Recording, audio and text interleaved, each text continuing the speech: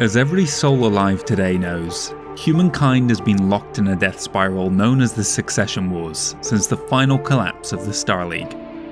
The first of these began almost immediately after Alexander Kerensky's exodus over 240 years ago, and there has been less than a decade of quiet since. Even dividing this period into separate conflicts remains a contentious issue among historians, as in many cases low-level fighting continued and a peace agreement was never reached.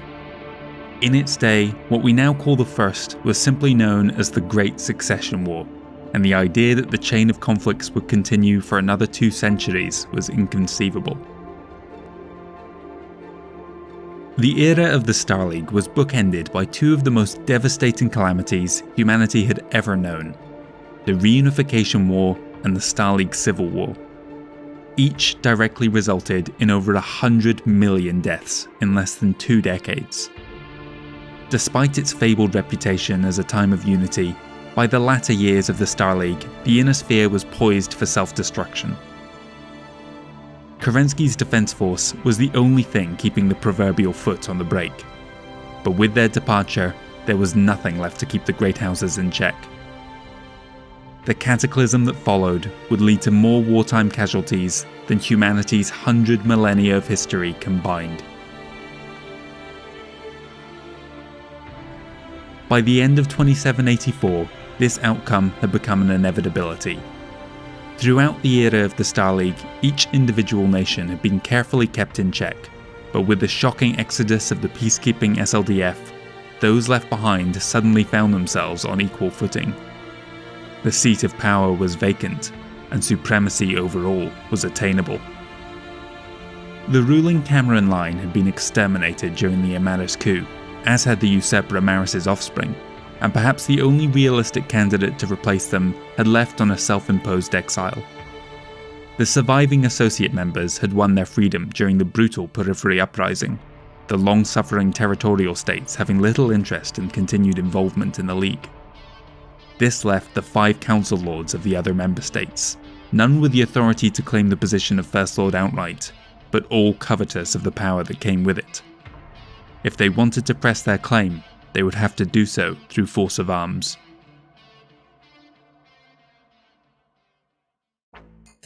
Humanity's slow slide back into feudalism was at its high watermark around this point. The fate of trillions within the inner sphere were now controlled by just a handful of ruling dynasties. The 5 heads of state that had disbanded the High Council in 2781, more through fear that their rivals would use it to seize power than a willingness to give it up themselves, were first Prince John Davian of the Federated Sons, Coordinator Minoru Kurita of the Draconis Combine, Captain General Kenyon Manic of the Free Worlds League, Chancellor Barbara Liao of the Capellan Confederation, and Archon Robert Steiner II of the Lyran Commonwealth. Upon the latter's return to his capital of Tharkad, he immediately fell ill and died shortly afterwards, the prevailing rumour at the time being that it was divine retribution for his involvement in the breakup of the Star League. His sister Jennifer took up the Archonship in his stead. These 5 would in time come to be known as the Successor Lords, a title that is still jealously clung to by their descendants to this day. The First Succession War was a true free-for-all with no meaningful alliances to speak of. Nor was there a single event that kicked off the fighting on all fronts simultaneously. As such, natives of each realm often date the conflict based on their own individual histories. However, more often than not, the engagements that took place in the years between Kerensky's departure and the point at which each head of state declared their first lordship are segregated into a period known as the Phony War, and it began within the ruins of the Terran hegemony. The nation that had grown up around humanity's birthplace was at one time the mightiest of all the interstellar states. Now, it was an irradiated wasteland. The SLDF had done their best to manage the humanitarian crisis as they advanced towards Terra, but many planets were still barely surviving at a subsistence level, while others were completely abandoned. Racing to their aid were the noble Great Houses, flooding the outer worlds with relief efforts, and thereby clandestinely positioning themselves to claim ownership of those systems in the coming years. Some of the threatened planets attempted to band together into new realms, as had happened following the breakup of the Terran Alliance centuries earlier. The core worlds were in the worst state, still protected by the remnants of the Starly Defense Force, unofficially helmed by Jerome Blake. His branch of government, the Department of Communications, was the last vestige of the once colossal Bureau of Starleague Affairs. His efforts made him the face of the recovery, without whom countless millions would have starved. Indeed, among some citizens, he was an almost saintly figure. Throughout the previous 2 years, the soon-to-be successor states had been claiming worlds along their borders, gradually closing in around Terra. One of the most rapacious was the Free Worlds League. The Captain General had faced a crisis when the League fell, as that institution was what had assured the Maddox family continued dynasty over their realm. With war in the offing, he was able to convince his government to agree to Resolution 288 on December 19, 2784, which would grant him supreme authority for the duration of the crisis, forestalling any talk of a reduction in Maddox power. The seized hegemony worlds were touted as bountiful prizes, made possible only through his actions, their sorry condition kept hidden from the public by his intelligence agency, SAFE. The voracious appetite of the other ruling lords led them to continue to absorb planets into their empires wherever they could, but before they came into conflict with Blake and his SLDF forces, they ran into each other. Town was one of the former hegemony worlds seized by the Federated Suns in 2783, and would be one of the ignition points of the Phony War. The occupation force on Town came from 2 regions of Davian space. The Hussars redeployed from Collier in the Fairfax combat region, while the Interceptors transferred across from Ulaanbaatar in the Chesterton ZR. Their place of origin seemed an insignificant fact to the Federated Suns High Command, but they were about to discover how dysfunctional their military had become. Spending cuts on transportation, coupled with a lack of action over the past few decades, have resulted in the armed forces of the Federated Suns becoming increasingly provincial, with stronger ties to their home planet than their compatriots elsewhere in the AFFS. When the 2 deployed to Town, they took up responsibility for one hemisphere each, and had little to no communication or combat drills together. A military coincidence soon brought their lack of cooperation into sharp focus. Arriving in system near simultaneously in February 2785 were a battalion-sized raiding force each from the Capellan Confederation Armed Forces and the Draconis Combine Mustered Soldiery. Neither was working with the other, and both had their own individual targets.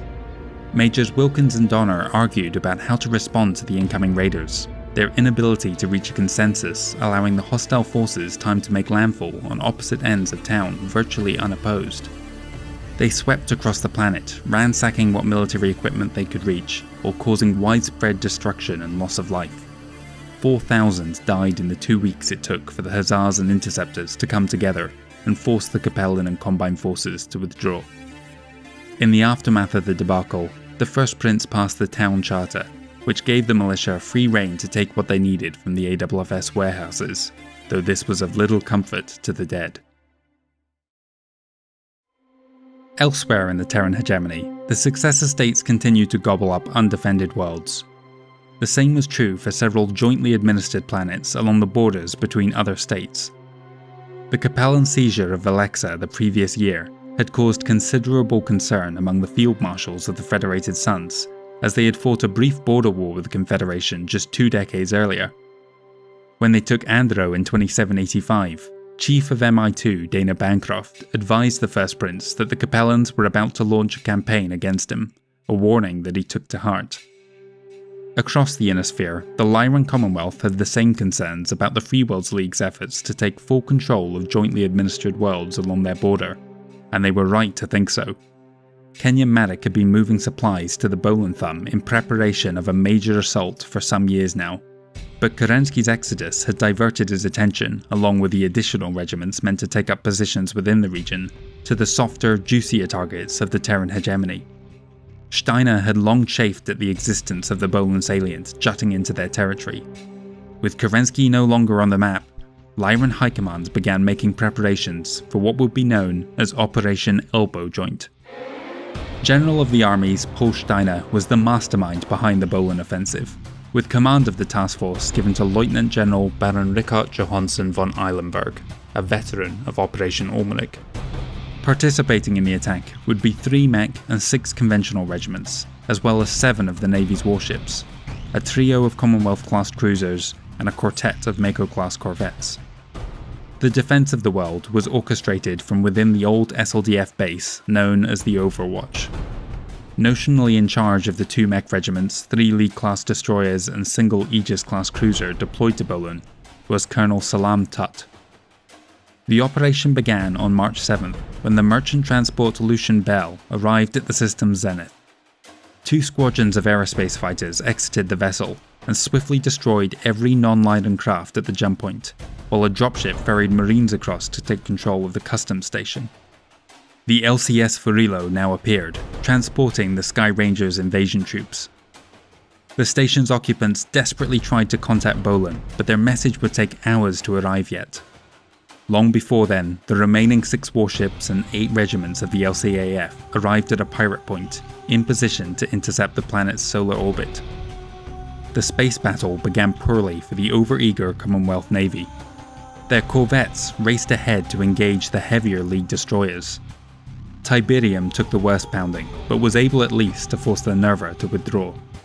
The ship was failing though, and in an act of desperation, plotted a collision course with the inbound Donegal. The Leiden crew was able to evade the ramming attack, and devastated the Tiberium with a broadside in the process, sending the League vessel tumbling into orbit. Meanwhile, the other 2 cruisers engaged each other with withering fire. Caledonia suffered heavy damage, but outperformed the much older Manaslu, which was blown apart by a pair of nuclear-armed missiles. The remaining League-class destroyers continued to fight for a time, bringing down a pair of Makos, but had to withdraw as the Furillo approached from the jump point. The Lyrans achieved naval supremacy by the 13th. The LCAF began landing the next day. Orbital guns located within the Overwatch made approaching the Sabari island chain all but impossible. This focused the action on the 2 continents of Kashmir and Saket, and the 4 major cities on world.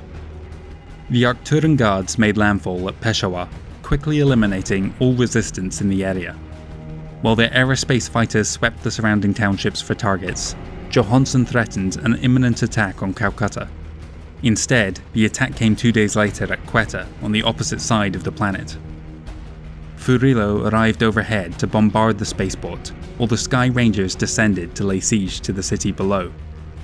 Meanwhile, the 11th Arcturan Guards were boosted across world to assault the capital city of Mumbai. A day-long bombardment left both cities in ruins. On March 18th, the Lyrans' massed aerospace assets conducted a brutal firebombing campaign at Calcutta, obliterating all resistance within and claiming the lives of some 20,000 civilians. That number is only an estimate, as what happened next makes the true figure unknowable. Colonel Tut ordered all units to rush the Lyran positions and pin them in place, while he began launch procedures. As the fighting grew fierce, the first nuclear weapons began descending on the 4 major cities of Bolin, annihilating both Freeworlders and Lyrans alike. The Lieutenant General quickly raced his naval assets towards the Overwatch and unleashed his full arsenal on the base below to stop the launches. The Bolin defenders had enough dropships on hand to lift just 1 of their battalions off-world, their remaining destroyers in orbit perishing in a rearguard action. The Lyran Commonwealth had achieved its first victory of the Succession Wars, but it had come at a heavy cost. Around 45% of their invasion force had been destroyed, and Bolin itself had been devastated. In the aftermath of Operation Elbow Joint, Kenyon Manick officially declared a state of war between the Free Worlds League and Lyran Commonwealth. He also stated that the conduct of the fighting on Bolin made it clear that neither side had any intention of sticking to the mythical and long-defunct Ares conventions. Henceforth, the FWLM had free rein to use their full strategic arsenal. He may have regretted that decision later that year, when a pair of Commonwealth-class cruisers arrived at the recently seized hegemony planet Denebola. Colonel DeWitt felt little compunction about ordering orbital strikes to devastate the forces sheltering in the old SLDF base below. Likewise, they quickly dispatched the pair of Vincent-class corvettes in orbit, clearing the path for their own ground troops to make landfall and claim Denebola as their own. On the Commonwealth Spinward border, the Draconis Combine was looking to make its own gains. They had illicitly hired 20 bandit groups to keep their neighbours off balance, while they prepared their offensive. Minoru Kurita was planning an all-out assault on one of his two rival successor lords as a mean to demonstrate his own strength, and through it, Kurita's right to rule the Star League, though it was becoming increasingly unclear as to whether such a thing even existed anymore. He would make his decision based on a series of probing attacks, the first of which targeted House Steiner. In August 2785, Bone Norman was raided by a battalion of unmarked mechs, whose primary concern seemed to be causing as much damage as possible.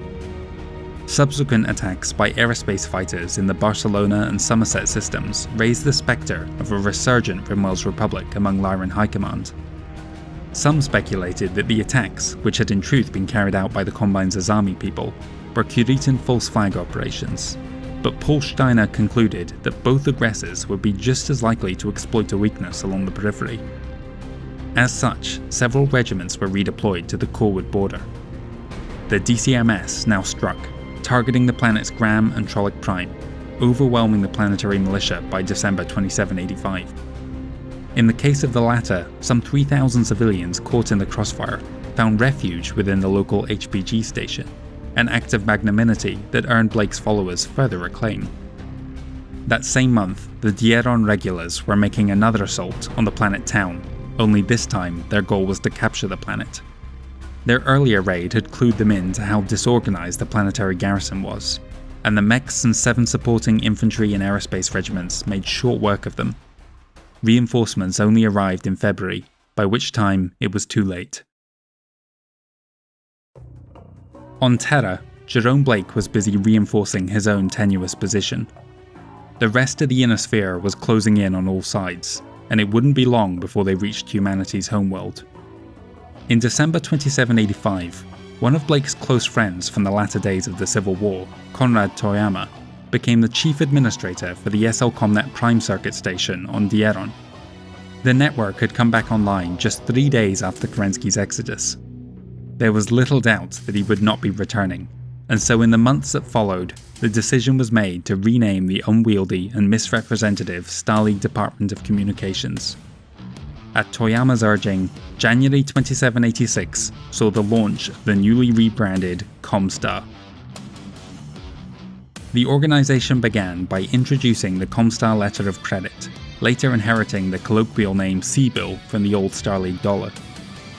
The recovery efforts also continued, with one of the largest projects being the Comstar Space Debris Command, which was tasked with clearing the wreckage of many hundreds of warships and jumpships scattered throughout the hegemony. Officially, these hulks were all scrapped, but Blake concealed the existence of a rare few serviceable vessels. Curiously, no effort was made to reconstruct the orbital mirror over Venus, destroyed in a foolhardy maneuver by Amaris's goons. Over the next 2 centuries, the atmosphere slowly reverted back to its inhospitable state, with barely a few thousand left today inhabiting the former home of 200 million. Elsewhere in the Terran hegemony, several systems were taking matters of defense into their own hands. They could see the old state collapsing, but wished to retain their independence from the larger nations around them.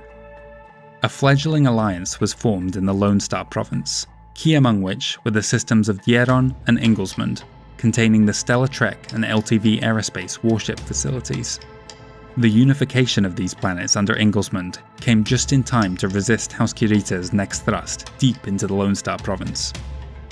The DCMS entered the region in early 2786, their objective to settle an old score dating back almost 500 years to before the Combine's founding, when Dieron split from the rest of the Alliance of Galadon, in protest of Shiro Kurita's double-dealing. The former hegemony worlds gave the Kuritans unexpected difficulties, however. The industrial output of these planets allowed them to field advanced battle mechs that at one time would have been exclusive to the SLDF Royal regiments. Furthermore, they had at least 2 warships of their own, with several more under construction. In March, the First Prince and his field marshals concluded that they would soon be at war with the Capellan state, and decided that a preemptive strike was preferable. They were still monitoring what appeared to be significant DCMS activity within the Galadon district on their Corwood flank, but the Department of Military Intelligence suggested that the Curetans were more afraid of Kerensky returning than preparing to attack. Large chunks of the Davian armed forces relocated to the Liao border around the Chesterton worlds. That same month, Kenyan Marik set about evening the score for Bolan and Denebola, beginning with an attack against Altoona. Nuclear weapons were used to eradicate the surviving battalion of Sky Rangers from Operation Elbow Joint. He followed that up with the takeover of the undefended Hornieres Keep in July. It seemed to the rest of the Inner Sphere that Minoru Kurita had decided which of his immediate foes would become the focus of their own upcoming campaign. In June, the Lyran defences at Skondia were caught completely unawares when a merchant vessel appeared in system and undocked with a sextet of dropships. They burned hard for the planet, whereupon half of them made landfall outside the major northern cities. The LCAF moved to protect the high-priority factories, but the attacking Curetans had a different target in mind. They began instead to open fire on the civilian structures, intent on causing as much death and destruction as possible. The Arcturan guards naturally rushed to their aid, but this left the factories undefended. The second half of the Benjamin regulars now touched down at their actual objectives and raided the facilities, while the faster distraction force outpaced the heavier but slower Lyran machines to make it off-world with a minimum of casualties. The same could not be said for the Skondians, 20,000 of whom had been killed. By the midpoint of 2786, all of the border worlds formerly administered by the Star League had been taken over by one nation or another. Some of the Terran administrators were ushered out at gunpoint, others were wooed to lend their services to new masters. Remnants of the SLDF were either hired on or chased out, such as McKinnon's company on Kesai 4, who signed up with the Crucis Lancers after the Draconis Combine tried to eradicate them. The hegemony itself had continued to shrink. 2 of the former provincial capitals were now under foreign occupation. Jerome Blake could see that the so-called phony war was about to descend into something much worse. If he had any hope of protecting the core worlds, he would have to act fast. He outlined his plan to the Comstar First Circuit, the HBG administrators for each of the Prime Circuit stations. Preparations began for Operation Silver Shield. Trusted mercenary groups formed from ex-SLDF soldiers began relocating to Earth, while Blake himself departed to meet each of the successor lords. He sought recognition of Comstar's neutral status and assurances that the HBGs would not be targeted during any upcoming conflict. In a rimward direction, the Capellan Confederation moved to shore up their borders by sending the Zion Lancers to secure their homeworld after it had been taken by opportunistic Marik forces. They also cleared a path to the planet Northwind, home of the famous Northwind Highlanders, longtime mercenary auxiliaries for the Capellans. The Federated Sons likewise moved to take the home system of their Deneb-like cavalry. In December, the DCMS finally achieved their goal of reclaiming Dieron after its secession 475 years earlier. With the system under Draconis Combine rule, the Dieron regulars had at last secured a home for themselves, and a new military district was established. With this victory, Coordinator Minoru Kurita felt bold enough to make the announcement that each of the successor states were considering. He proclaimed himself First Lord of the Star League, and declared war on any who would challenge him. The succession wars had begun.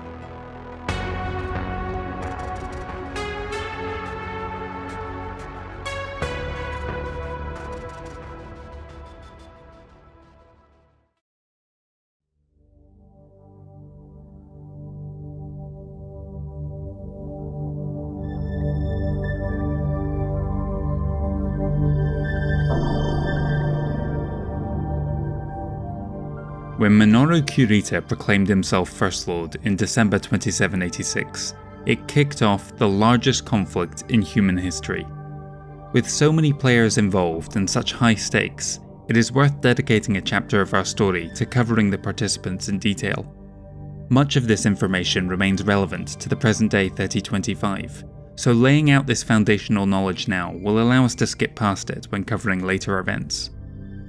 Chiefly, this will be an in-depth look at the political landscape of the Ionosphere, focusing on the successor states in the year 2787, the size of their realm, their internal structure, industrial might, and the reputation of their intelligence agencies, as well as some comparisons between them.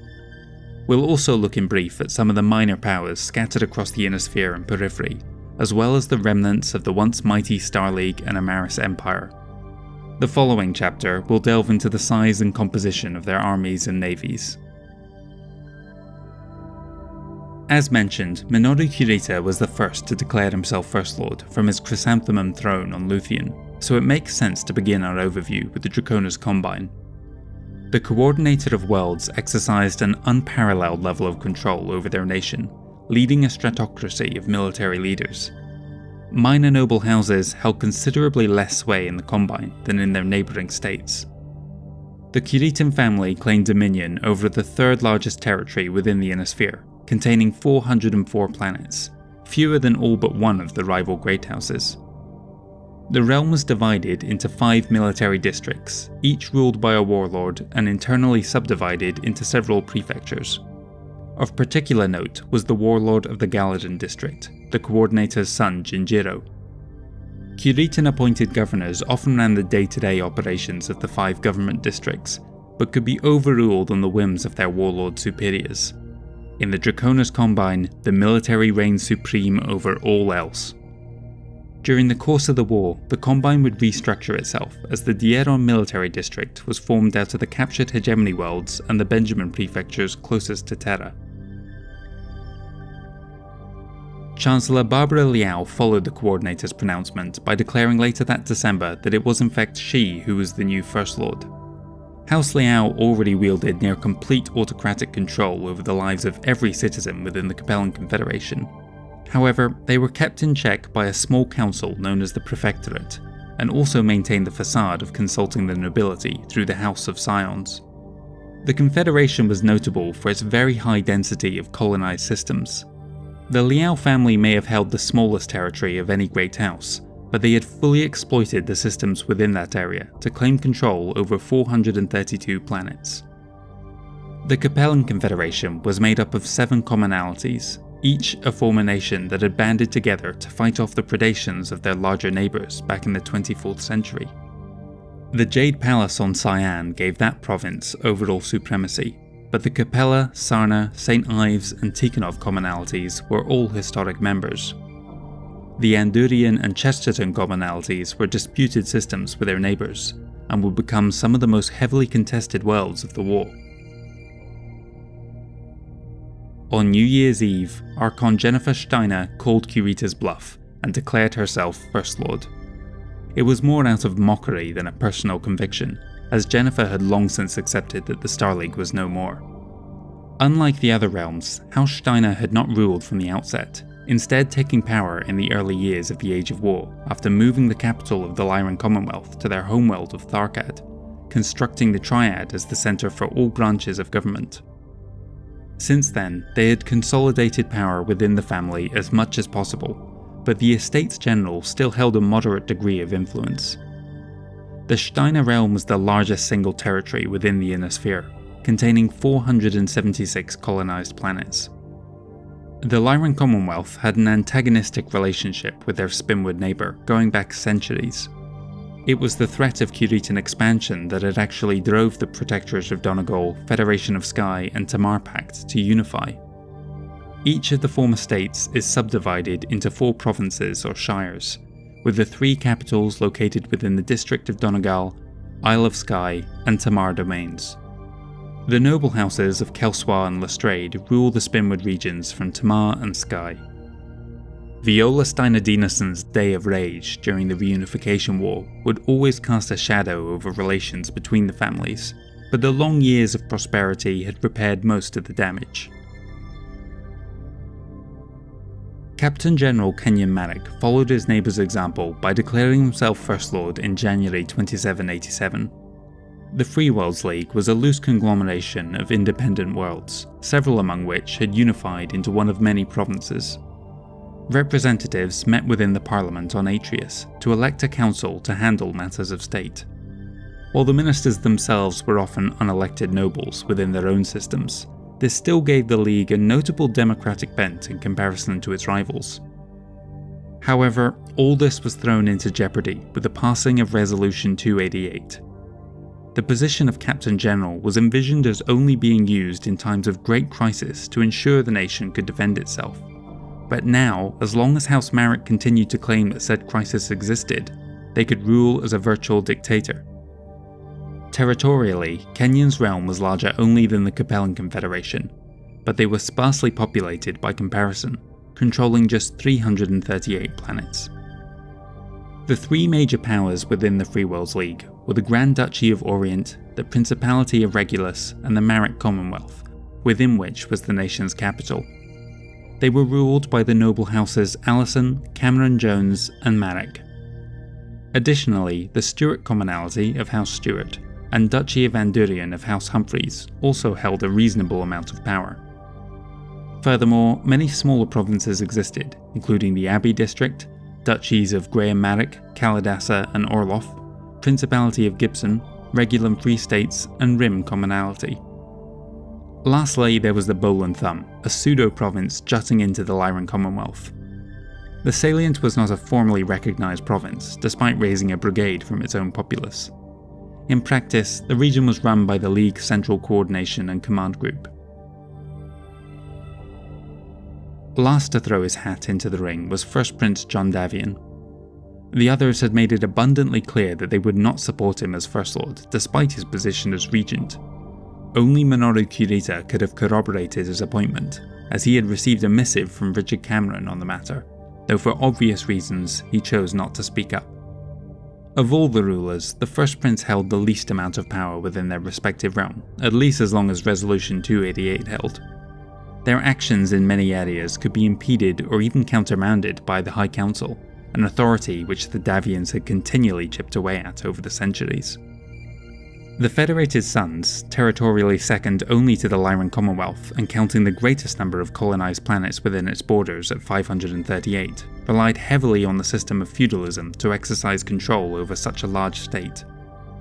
Barons holding small regions of land paid homage to the counts that ruled the planets, who in turn swore fealty to the dukes who controlled whole regions of space, all of whom served the First Prince. The Federated Suns was not an alliance of smaller nations. It grew from the Crucis Pact signed on New Avalon during the 24th century, slowly absorbing independent worlds and microstates as it went. Following the Davian Civil War, the internal borders were redrawn and the realms divided into three marches, the Draconis and Capellan facing their respective neighbours, and the Crucis March at the centre. The marches were split into 2 or 3 operational areas, and then subdivided into combat regions. Control of the Draconis March had rested with House Sandoval and Robinson for over 2 centuries, while the powerful Hassic family of New Syrtis had de facto command of the Capellan border. The Terran hegemony may have survived the Amaris Empire in body, but not in spirit. The remains of the Cameron realm were in poor shape, now amounting to just 72 systems. President of the Terran Congress and de facto Director General was Jens Penera. At well over 100 years old, he struggled to lead a nation in ruins, lacking even the most basic support to get things done. Their authority was further undermined by the growing influence of Comstar on Earth. The provincial capitals of Terra Firma and Tirfing had been seized by the Capellan Confederation and Free Worlds League, forcing the administrative centres to relocate to Brownsville and New Dallas. Lone Star Province was theoretically run from its namesake system, but the planet was still reeling from the fallout of the Starleague Civil War. Several worlds had broken off to form their own proto-state around Inglesmond. Lockdale Province, like the other 3 outer regions, had lost half its territory to its expansionist neighbours. Even the hegemony core was being nibbled at by the Lyran Commonwealth.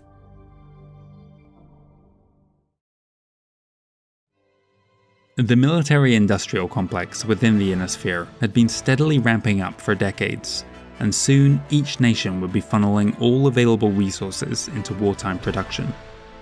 While certain regions were particularly known for being heavily industrialized, such as the Federation of Sky and Tikhonov Commonalty, The major arms factories were often situated away from these vulnerable border regions, deeper into secure territory.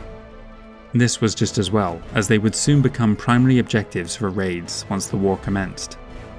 Many of these key installations were located at national or regional capitals, which were themselves priority targets for capture or destruction.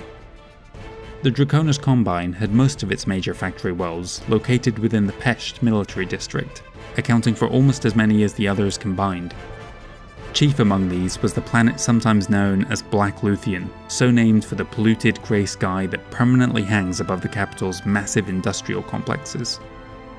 The Combine was notably lagging behind their rivals, producing approximately 20% less than the standard of the day. Liao's industrial might was relatively decentralized. The 5 older Capellan commonalities maintained a rough balance between themselves, while the fractured Andurian had less to offer, and the Chesterton worlds virtually nothing. The Confederation's industrial capital was the planet Tikhonov, the sole planet to have resisted Amaris's early aggression during the Stalag Civil War. Within the Lyran Commonwealth, the expansive Protectorate of Donegal produced more than half of Steiner's weapons, despite most of the province being undeveloped in comparison to their Spinwood compatriots. The key industrial site was located on Hesperus II, the largest manufacturer of battle mechs in existence. Overall production for the realm was more than 30% greater than their nearest rivals, making them a serious threat in a protracted war. In a realm known for bickering and political infighting, House Marek was wise to keep most of their weapons production within their own commonwealth. A few notable League independents also made significant contributions equivalent to some of the much larger provinces. The largest factories were on Irion. This planet generated so much wealth that in the modern era it now exists as a one-world province of its own, still matching even the Grand Duchy of Orient single-handedly. Within the Federated Suns, House Hassett could produce nearly 3 times House Sandoval, but could only manage half of what came out of the much larger Crucis March. New Avalon housed the largest factories, matching Luthien in terms of weapons manufacturing. Overall production for the realm was equal to the Capellans and Freewelders. Lastly, the battered Terran hegemony had surviving weapons plants on only New Earth and Terra itself. Despite the 3-year battle that had raged across its surface, enough factories had survived the carnage at the end of the Stalag Civil War to match the Davian and Kurita capitals for most heavily industrialized planets in human space. Just as critical to the war effort as these ground factories were the rare few naval yards capable of constructing and servicing warships. Historically, the Terran hegemony had been the center of warship production in the Inner Sphere.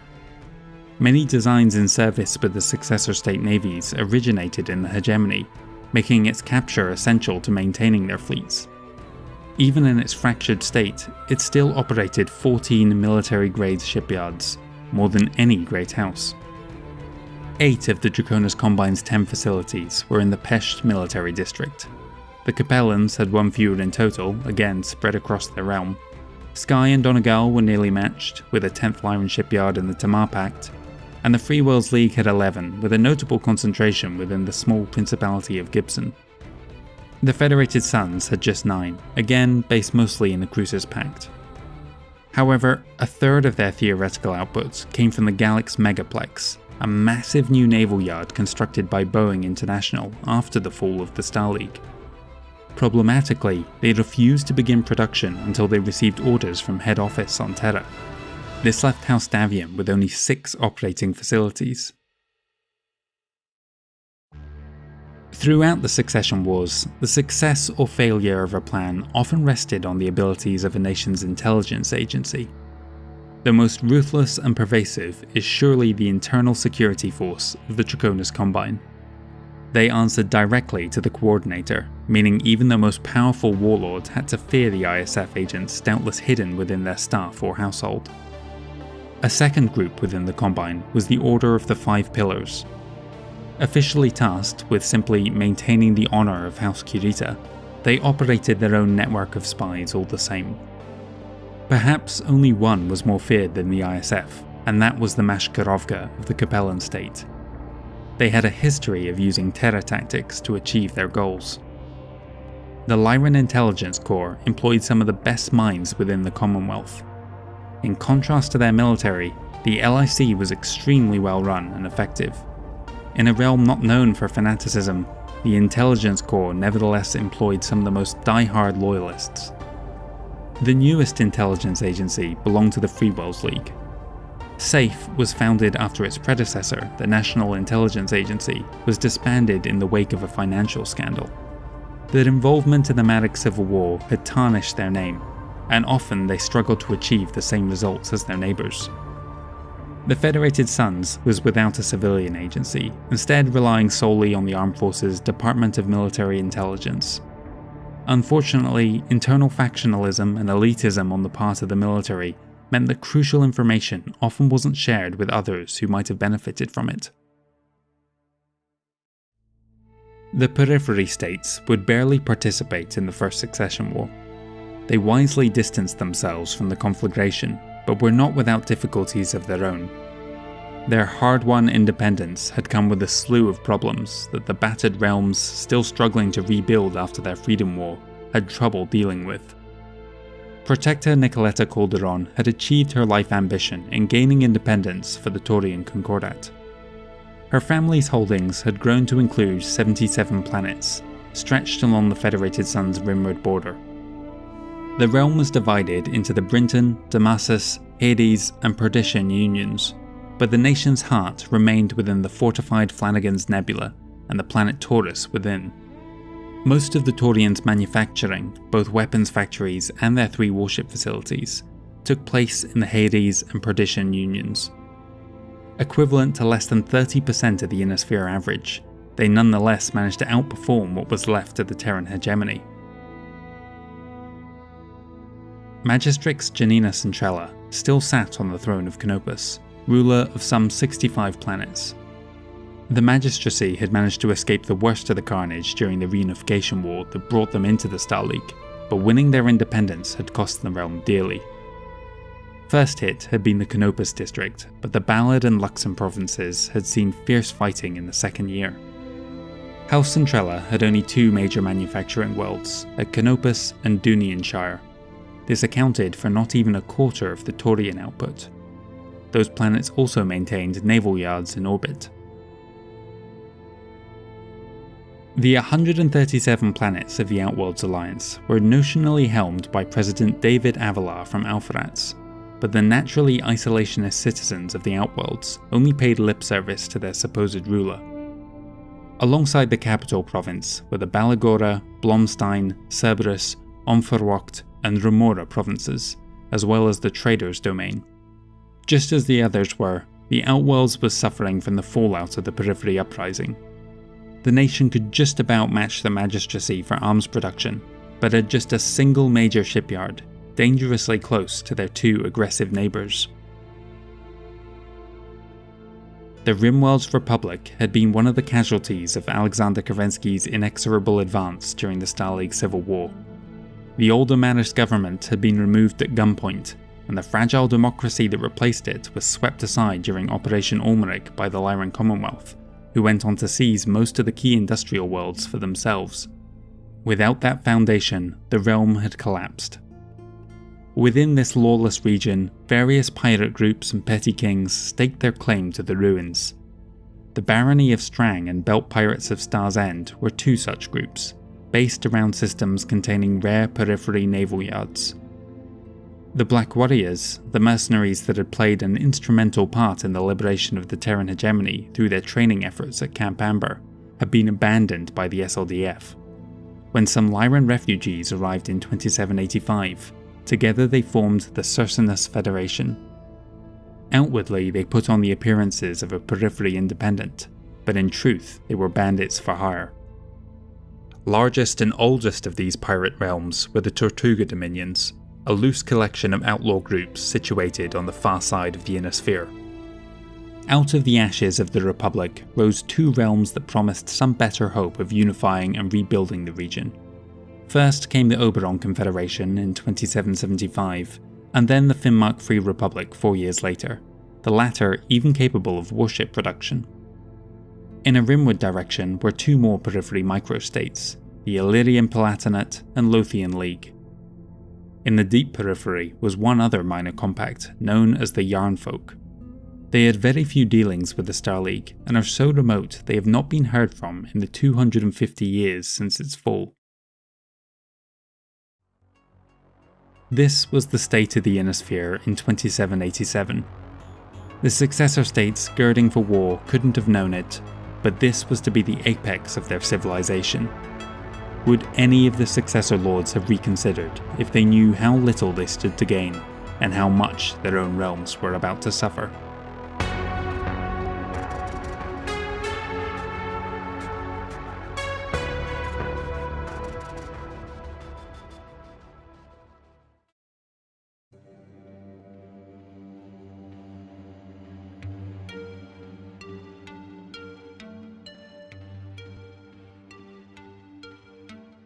When Alexander Kerensky departed for uncharted space in November 2784, he did so with a force of well over 2 million soldiers. Yet even this was just a fraction of the total number of individuals who had fought in the Star League Civil War. If one includes the Periphery Uprising, a total of around 5,500 regiments had participated across both sides. While no individual successor state could come close to matching the mighty Star League Defence Force, together they would far surpass it. The First Succession War would see more than 7,500 regiments do battle.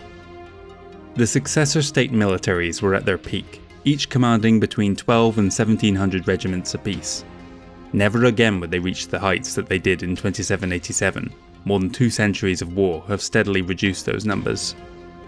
The high watermark for warships had passed along with the Star League Navy. Only 1,000 such vessels were left in the Ionosphere compared to the more than 3,000 Amaris and Kerensky had hurled at each other. From the moment the Star League Accords were ratified in 2571, the Great Houses were constrained on how much of their resources could be funneled into the military. Directive 30, passed in 2650, further reduced the size of the standing armies. Unfortunately, the good years were already coming to a close by that point, and with the commencement of several hidden wars and civil unrest, each member state of the Star League sought ways to circumvent the restrictions. When the Council Edict of 2650 was revoked a century later following the assassination of Simon Cameron, the size of the House militaries grew rapidly. In truth, most of that early expansion was nothing more than officially acknowledging the reality that each had vast numbers of demobilized troops that could be called upon to fight. Between 2750 and the beginning of the Periphery Uprising 15 years later, the member state militaries saw an increase in size of between 55 and 120%. Throughout the Star League Civil War, every nation had made vast profits selling their military hardware to the desperate SLDF. Naturally, growth tapered off during this period, but the realms could see the growing importance of maintaining fleets of warships. The next 15 years saw them double the size of their navies by returning to service their many mothballed ships, as well as launching dozens of new vessels. With Amaris defeated, they pumped up production again for their own armies, but the looming threat of an irate Kerensky kept any from being as aggressive as they had during the years of Richard Cameron. But almost 200 more warships entered service in the 5 years that followed. Even before the Exodus, the Great Houses had made efforts to court surviving SLDF and Imperial forces in the hopes that they would switch sides. It was one of the leading reasons why Kerensky ultimately decided to lead his army into the deep periphery, to keep it out of the reach of the grasping successor lords. Around 78% of the defence force followed him, but that still left dozens of regiments lingering within the ruins of the Star League. Most of those left behind either entered service with their planetary militia or swore loyalty to Jerome Blake and Comstar, something which Blake did his best to cover up. But many others were swayed by one of the lucrative offers made by the successor states. Several turned mercenary and hired themselves out to the highest bidder. Some sat idle but ready, waiting to see if their comrades would return from deep space. While the passing of the Star League Defence Force marked the end of such large formations as divisions, corps, and armies, the successor states continued to use the same SLDF structure, where a lance was 4 battle mechs, a company 3 lances, a battalion 3 companies, and a regiment 3 battalions. Regiments of shared lineage or loyalty belonged to less defined brigades. At the onset of the First Succession War, these units were at optimum readiness levels, fully equipped with all the supplies and material they could wish for. It would be the last time this was ever the case. House Kurita's military was the Draconis Combine Mustered Soldiery. Like all of the warring parties, the DCMS in 2787 was at its apex, unmatched in size before or since. 146 battlemech regiments were available to Minori Kurita and his warlords, supported by almost 1,400 conventional regiments of infantry, armour, artillery, and aerospace fighters. At the top step of the DCMS were the 5 Sword of Light regiments, named for one of the 5 pillars of Kuritan society, those being ivory, steel, jade, gold, and teak. They were the personal command of the coordinator and tasked only with the most crucial objectives. Unsurprisingly, they were the best equipped forces in the Combine, each regiment fielding 4 battalions of cracked mech warriors, plus 2 wings of aerospace support. Beneath them were the military district units, representing Benjamin, Dieron, Galadin, Pesht, and Rosalhaig. The Galadin regulars were the best equipped of these, chiefly because of Jinjiro Kurita, but also because the ancestral home of House Kurita at New Samarkand was within their borders. Smaller units included the Arkab Legion, founded and operated by the semi-autonomous Azami people, and the Proserpina Hussars, a well-trained and respected free-floating unit deployed across the realm as needed. The Sunzang Academy was the Combine's premier military school, supplying the mustered soldiery with a dozen regiments of its own graduates, green but fanatically loyal. DCMS organisational doctrine at the time grouped each mech regiment into brigades alongside varying amounts of conventional forces, with the exception of the Sword of Light and Sunzang Academy cadre. Barbara Liao intended to use the Capellan Confederation armed forces to press her claim to the First Lordship. The CCAF, as had been the case throughout their history, was the smallest of the 5 successor state militaries, operating 118 battlemech regiments and another 1,100 conventional units. Of particular note was the Confederation's doctrinal reliance on artillery, averaging around twice as many battalions compared to the other successor states. The Chancellor is the highest authority within the armed forces, advised by the Strategios. The CCAF is less homogeneous in its structure, with several of the brigades broken into smaller subcommands or grouping dissimilar regiments. The Capellan Hussars were the best the state could field, but the individual units had a diverse range of backgrounds, many dating back to the old proto-states. Cyan's Red Lancers are the Chancellor's personal bodyguard, while Capella's Prefectorate Guard do the same for the ruling prefects.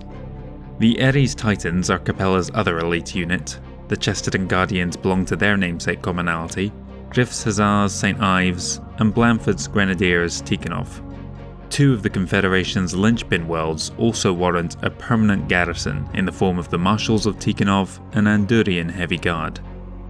To review the standardised brigades next, the Andurian Hussars, Capellan Chargers, Cyan Dragoons and Tikhonov Lancers were maintained by their respective commonalities. The former Sana Supremacy had a rebellious history, their old ignominious Sana Sabres since replaced by the Liao Lancers. The Liao Guards were the personal brigade of the ruling family, while the Confederation Reserve Cavalry acted as the last line of defence. The Chesterton Regulars were as fractured as their home province. The Chesterton Cavalry and Cuirassiers are the only survivors of the old Chesterton Trading League army. The Ariana Fusiliers are another unit dating to before the Age of War, while the Ariana Grenadiers are a more recent addition. Shadrach's Shadowhawks and Tristram's Avengers complete the regulars. The St. Ives Armoured Cavalry is even more decentralised. The St. Ives Lancers are the lead unit, while the Chevaux Légers operate further across the Confederation. The Capellan Cuirassiers are one of the commonality's elite regiments, but are recruited from across the realm. The Centauri Guards are an amalgamation of several older noble house units, while the Teng Hussars represent another but have remained a separate entity. The Redfield Renegades and Sharp Rifles have been raised by the respective homeworlds to bolster their defence. The Lyran Commonwealth Armed Forces going into 2787 were the largest successor state military there has ever been. While the 120 battlemech regiments they fielded had them at a slight deficit compared to the DCMS, The number of armoured and infantry units in their ranks were vast, amounting to more than 1,550 additional regiments, totalling just under 1,700.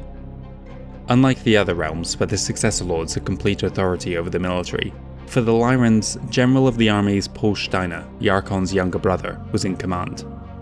When the war commenced, he took personal control over the Curitan Theatre and delegated the League border to General Amanda Lestrade. The 4 Royal Guard regiments were the best equipped and most loyal troops in the Commonwealth. Most of the LCAF belonged to one of 5 large brigades, the most massive of which was the Lyran Guards, maintaining 35 regiments split across 5 divisions. Despite their organisation, this grouping was purely for administrative reasons, as these units had no experience fighting at anything greater than regimental level. Other similarly large brigades included the Arcturan Guards, Donegal Guards, and Sky Rangers. The former officially remains a federal unit, founded to celebrate the union of the 3 nations and being the first to draw on soldiers from across the realm, but over the years it has become increasingly linked with the Tamar Pact. The size of the LCAF brigades makes it challenging to say which were best, with individual regiments varying massively in both experience and loyalty. The Lyran Regulars were another large unit, notably less prestigious than their Guards counterpart, but often performing better on the field. Several smaller brigades were founded by wealthy planets and nobility, recruiting heavily from those systems. These include the Donegal, Odessa, Sakhalin, and York Regulars, the Hesperus Guards, and the Tamar Hussars. While the Free Worlds League military was not the powerhouse it had been at the formation of the Star League, it was still sufficiently strong to see off their neighbours. In total, they had 117 battlemech regiments, plus another 1,400 assorted conventional ones. An ever-present hurdle for the Mariks when bringing their might to bear was to secure the support of the provincial forces. As shown during the Third Hidden War, if any duchy or principality withheld their troops, it could spell disaster for the Captain General. Of the federal forces, the Free Worlds Guards and Atrian Dragoons were the best supplied and most fanatical in their loyalty. The former had all been reinforced with a 4th Battalion. The largest brigade within the FWLM, and indeed the entire Inner Sphere, was the Marik Militia, numbering 40 regiments until the loss of the 34th during the Phony War. They varied significantly in experience, and were most often tasked with providing protection to the many independent worlds, or ensuring the supremacy of the Captain General over the smaller provinces by maintaining a garrison within their borders. Occupying a middle ground between the federal and provincial forces were the Bolan Defenders.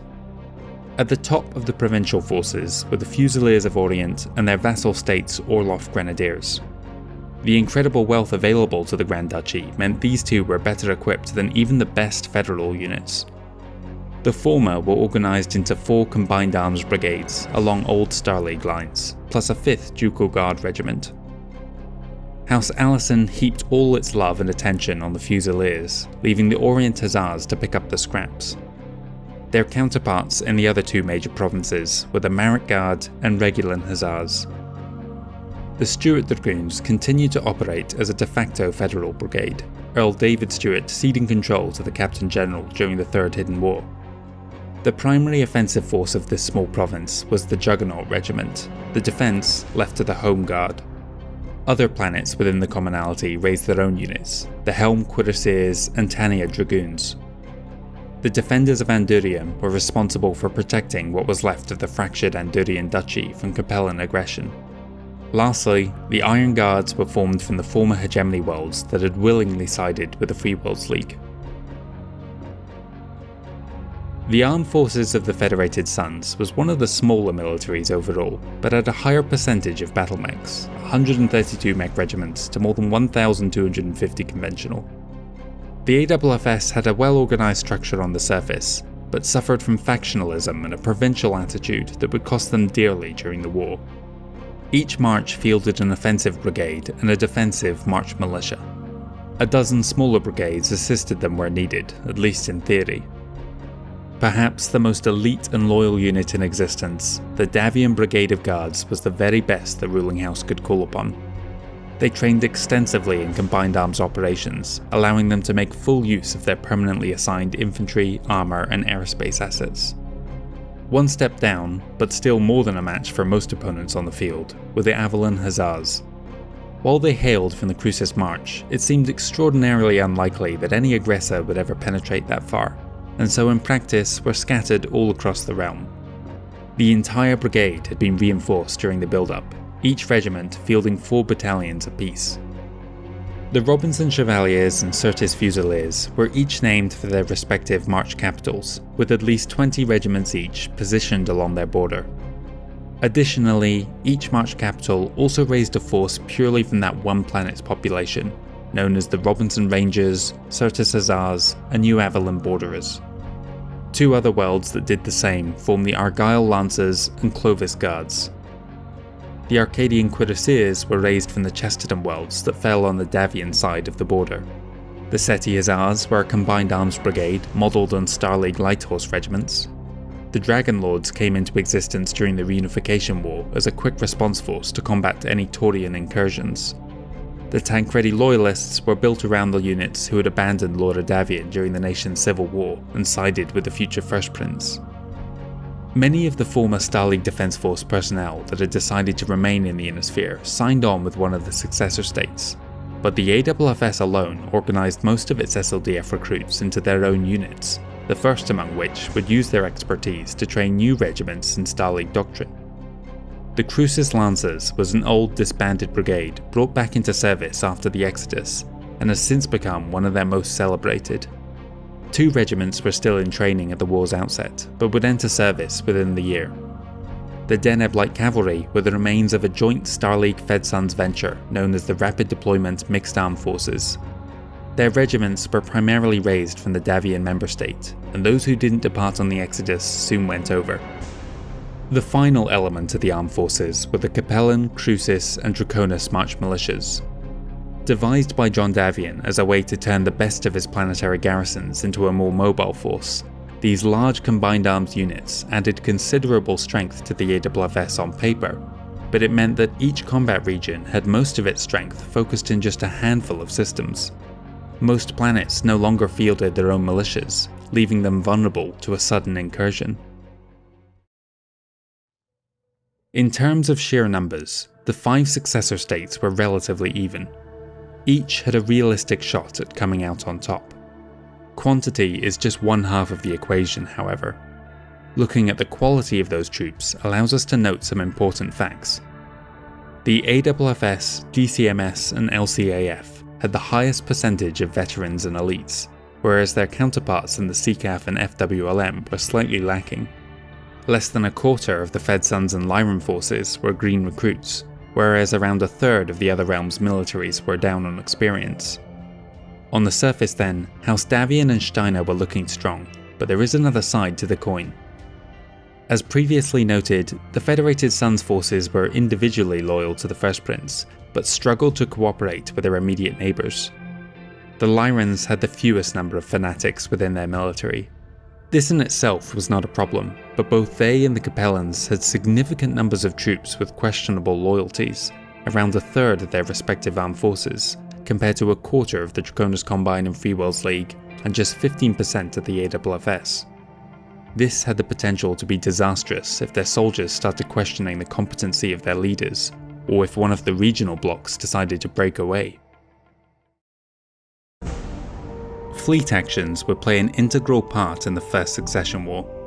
The monstrously powerful naval-grade weapons could obliterate entire regiments in mere minutes, but any orbital strike would rely first on securing the system, or at least the local space in orbit above a world.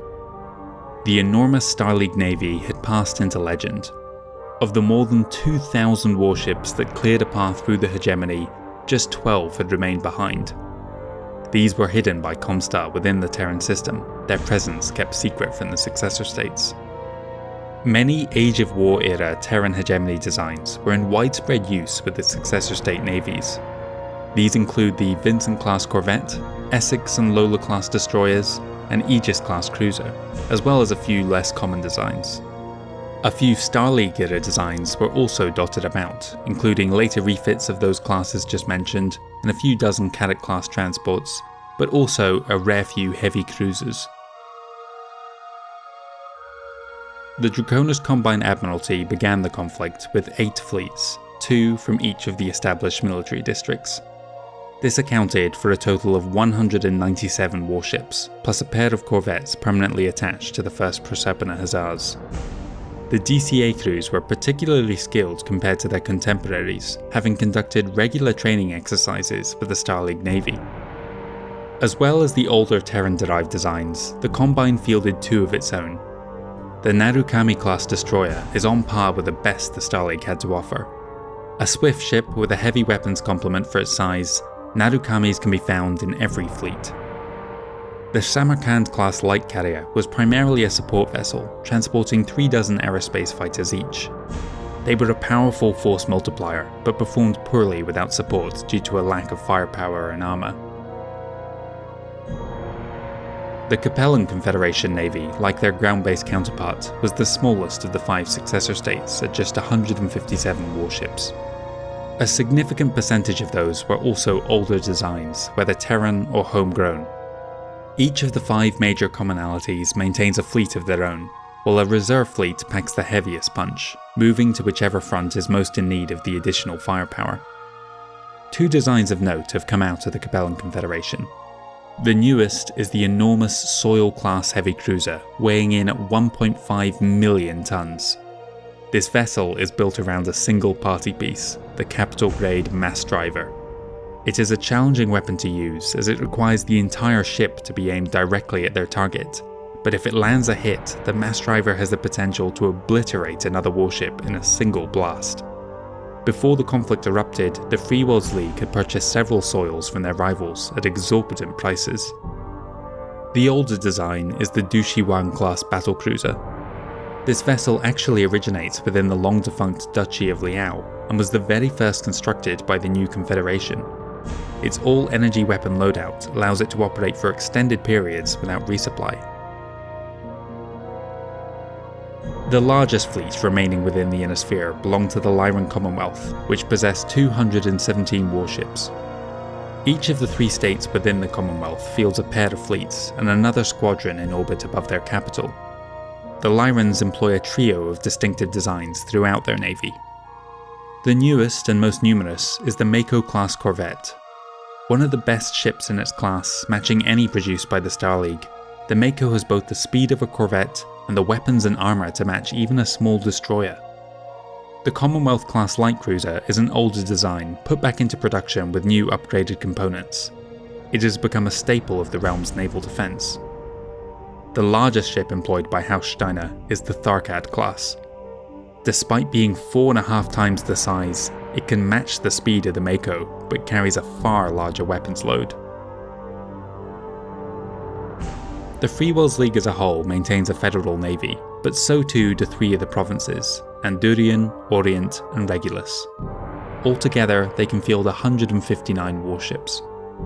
The FWLN is split into 5 fleets, the 1st through 5th based at Judone, Orient, Kanata, Tamarind, and Gibraltar.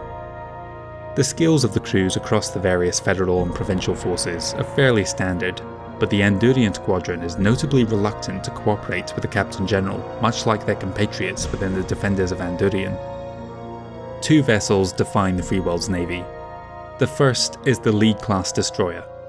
The design originated way back in the 24th century, but all of these older vessels have since been decommissioned or destroyed, the last during the Third Hidden War.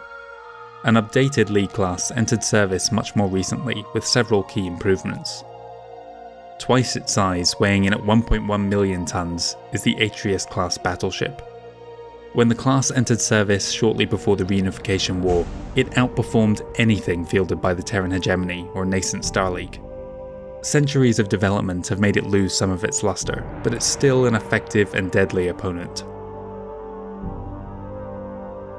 Last of all is the Federated Suns Navy, which operated 184 warships in 2787.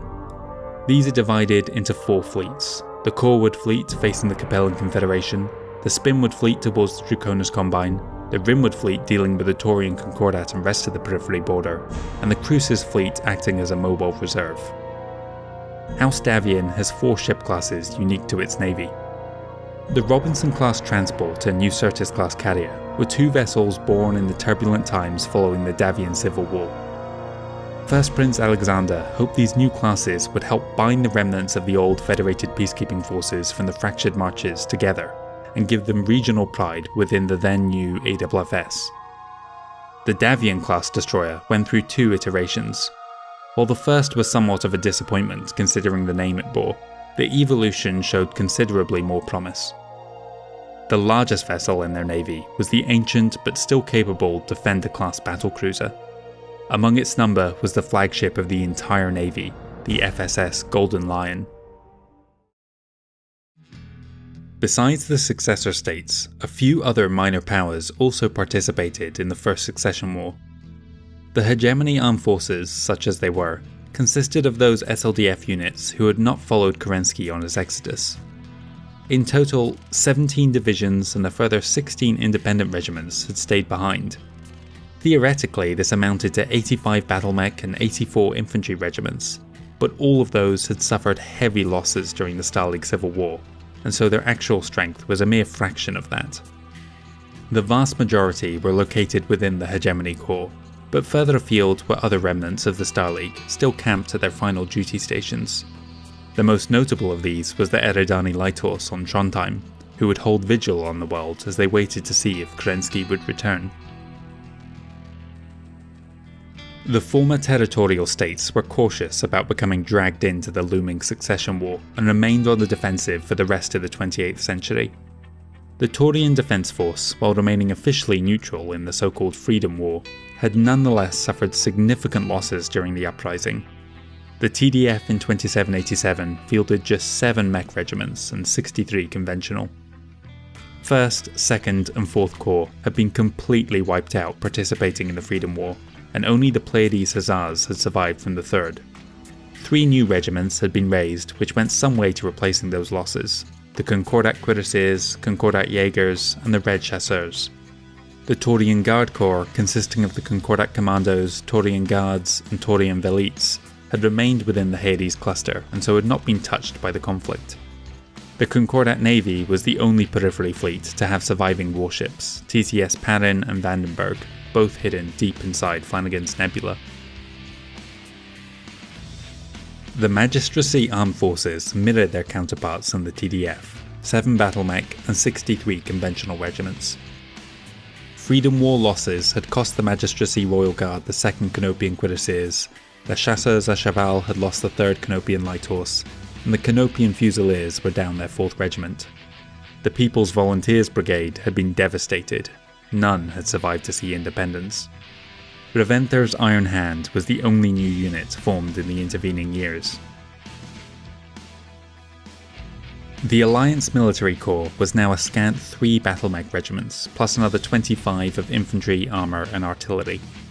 Notably, AMC doctrine called for a greater reliance on aerospace fighters, mostly because mechs were symbolically tied to the atrocities committed by Amos Forlow during the Reunification War, and the Alliance maintained around 10 regiments worth. All of the Alliance Military Corps had been involved in the Freedom War to some degree, the survivors organised into completely new units. The Alphenats Guards protected the capital and ruling Avalar family, the Alliance Grenadiers were stationed on the key industrial world of Lushan, and the Balagora Defenders were formed out of what remained of the old Fusiliers Brigade. The only other periphery nation to have anything more than planetary militia was the new Finnmark Free Republic. Based around a one-time provincial capital of the Rimwell's Republic, they were able to field a standing army of 2 mech regiments and a dozen more conventional ones. The other micro-states had never acquired a military of their own, but the increase in piracy, particularly from the neighbouring Cercinus Federation, meant that small mercenary groups could find regular employment with them. The Stalag Civil War had shown that mercenaries would be an essential part of any future conflict. Whereas before the successor states had been content for local governments or nobility to hire small bands as needed, now they sought out the ever-increasing number of regiments forming from both the SLDF remnants and the soldiers of the Amaris Empire as they were released from POW camps. An exhaustive list of every one of them would take too long, but a few of the larger groups are worth mentioning. The Northwind Highlanders had first entered into a long-term contract with the Capellan Confederation in 2365. and had at least one of their 6 regiments serving alongside the SECAF for over 400 years. They were the largest Merc unit to have survived the fall of the Star League. The Stalingrad Division had remained in the Inner Sphere, accepting a contract with the Federated Sons. The surviving 5 regiments formed the Screaming Eagles. The Elysian Lancers had at one time been the largest of all mercenary groups, but the Civil War had seen 5 of their regiments disbanded. Now they served the Lyran Commonwealth.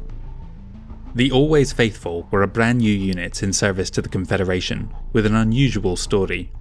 The 3 regiments were formed from veterans of the Star League Civil War, but notably consisted of soldiers from both sides of the conflict. The Blue Star Regulars were another of similar background. 2 of the 3 regiments were led by recipients of Kerensky's Blue Star Medal, while the other one once fought for Amaris. Now they fought for Davian. The Lexington Combat Group were once 3 SLDF independent regiments stationed within either the Outworlds Alliance or Magistracy of Canopus, miraculously surviving both the Uprising and Terran campaign. They also signed on with the Federated Sons. The Gravewalkers were an ancient mercenary unit consisting of 2 regiments.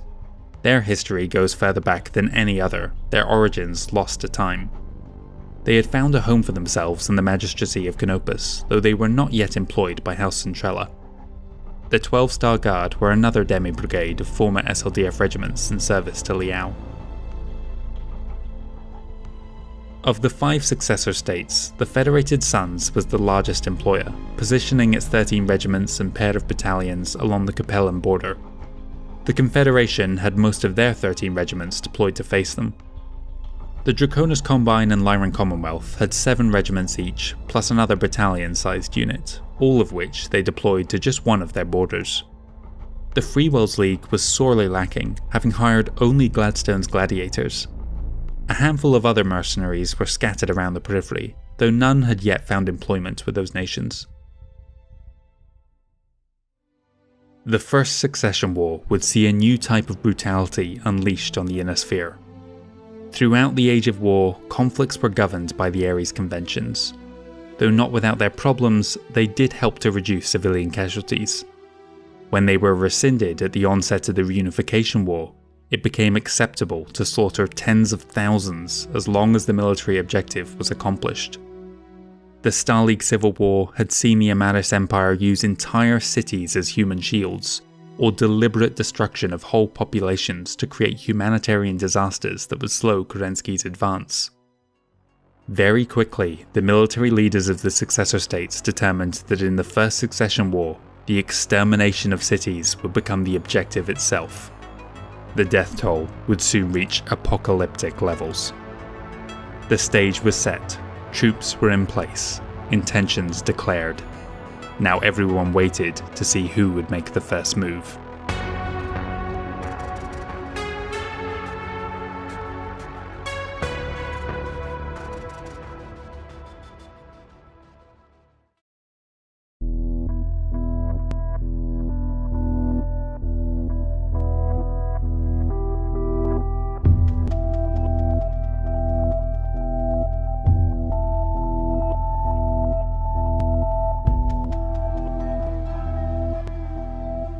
At the dawn of 2787, the Doomsday Clock was at 1 minute to midnight. The successor states had declared war on each other. All travel and interstate commerce had ground to a halt. The people of the Inner Sphere were frozen in terror, waiting to see where the first strike would land. As yet, no one had made a move, but behind the scenes, each nation was scrambling to be the first to launch a knockout blow before they themselves were attacked.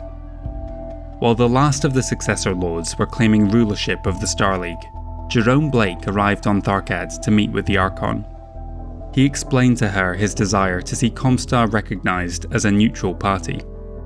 In return, he would continue to operate the HPG network within the Commonwealth, allowing them to pass messages between themselves and to neighbouring states. Seizing the facilities was always an option available to Jennifer Steiner. She, like each of her rivals, had in her navy a small number of individuals who were qualified to operate the exceedingly rare mobile HPGs, a technology that had now all but vanished along with the rest of the SLDF. But it would take time to train a whole new workforce to take over the hyperpulse generators, time which she could scarcely afford to lose at this crucial hour. Having experienced firsthand the disruption caused by the sudden loss of communications following the Amaris coup, Jennifer was amenable to Blake's suggestion, but was wary that she would be at a disadvantage if the other state lords refused. Blake happily informed her that she was the last to sign the agreement, after which Steiner gladly consented. Jerome Blake was lying, however. The Archon was the first he had met with. He was banking on the growing hostility preventing the states from conferring with each other on his activities. Each successor lord believed that they would soon be ruler over all, so the activities of the lowly Minister of Communications were of little interest to them.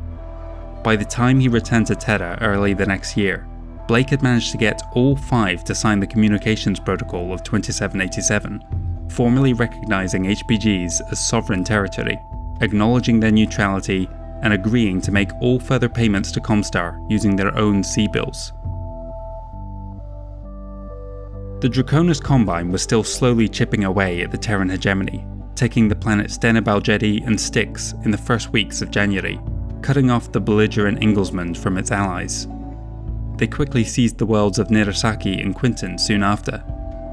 Later in the year, they struck at the LTV aerospace facility orbiting Inglesmond's moon, destroying the few warships the fledgling alliance had.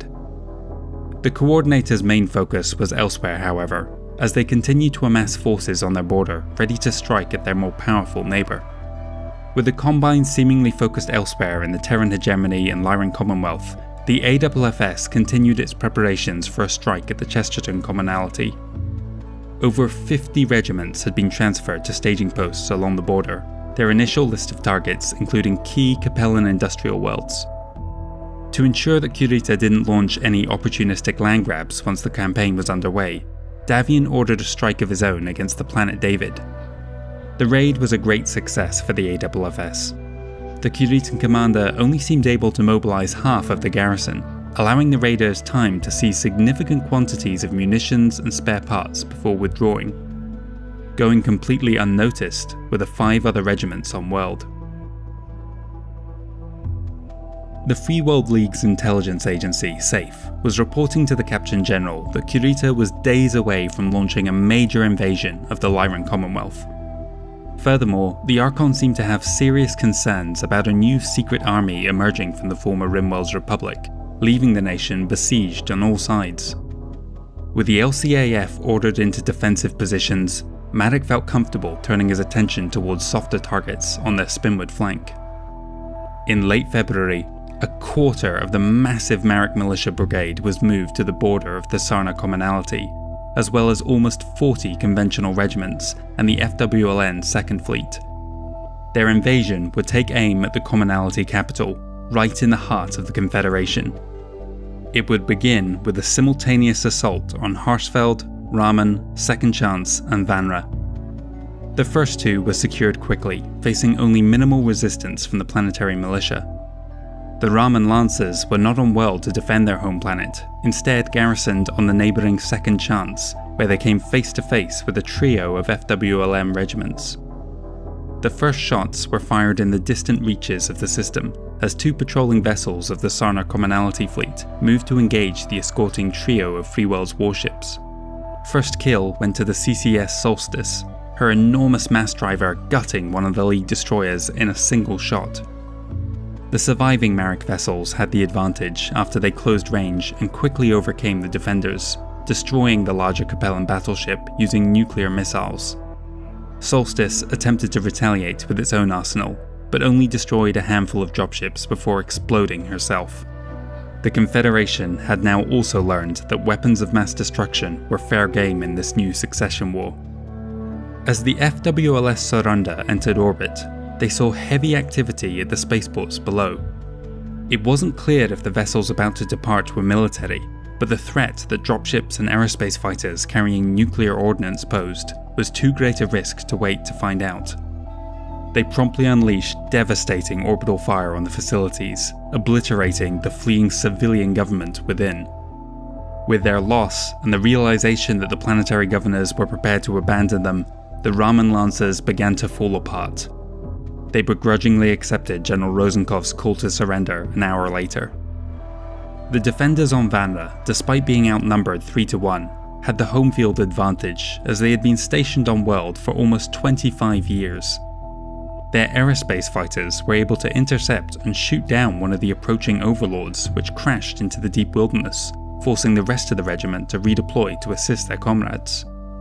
The Capellans got there first, however, killing the few survivors and then ambushing the relief force. Only one battalion made it out of the forest. The battle for the capital city proved a costly affair. The charges would not give an inch, and eventually the invaders used orbital fire to level their positions. Half of Utrecht was destroyed in the bombardment, as were the remaining SECAF. Opposition on second chance had been lighter than expected, as the Capellans had only just reassigned one of the regiments in garrison to seize the Terran hegemony system of Hall. To prevent Liao reinforcements from being dispatched to help the occupied systems, a raiding force was sent to Aldebaran, deep within the Tikhonov commonality. Nearby units hunkered down, anticipating other attacks. Kenyon Manek was an ambitious man and sound military strategist. He was never wasteful or reckless with his forces, earning the respect of his commanders. In due course, this talent would earn him the nickname the Eagle. Despite his main focus being the campaign against the Capellan Confederation, he never took his eye off his other neighbour. The League Central Coordination and Command Group saw a target of opportunity on their doorstep.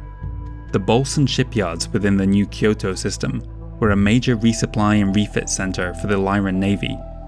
Destroying these facilities early would pay dividends in any future escalation between the two. On February 14th, they dispatched a trio of destroyer squadrons to the system, supported by 2 aerospace wings. Defending the facility was a squadron of corvettes, including 2 of the survivors from the Bolan campaign, and an aerospace regiment of their own. The battle was fast and frenetic. The lighter Lyran warships were quickly overwhelmed, with almost a dozen destroyed in just 15 minutes. The engagement ended prematurely though, when Colonel Thompson piloted their damaged aerospace fighter into the Manek flagship's bridge, sending it on a collision trajectory of its own with the shipyards, after which both sides withdrew to lick their wounds. A second larger naval engagement followed just 10 days later on the Lyran's opposite border. The raid on Skondia the previous year had shown the LCAF to be incapable of stopping a determined assault. The Draconis Combine Admiralty formed a new 45 warship fleet, pairing them with 6 battlemech regiments and several more supporting units, tasked with the objective of pushing all the way to the provincial capital of Skye. The first step would be a return to Skondia, where this time they would conquer the world for the Dragon. In the months leading up to the attack, the solitary mech regiment in garrison had been reinforced by 2 others, plus 5 warships and 20 escort dropships. While this meant it was one of the better defended worlds in the Commonwealth, it could not hope to match the approaching task force.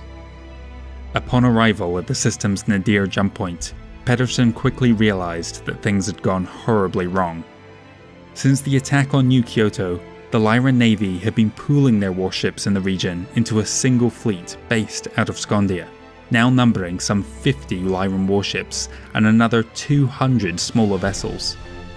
Most of the fleet was in orbit over the planet itself, which gave the Taisho the opportunity to withdraw.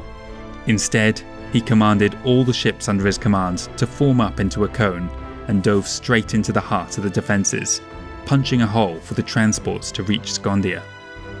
Van Hadden's warships were primarily anti-capital vessels, which meant despite their best efforts, they were only able to destroy around 20% of the smaller dropships before they entered orbit.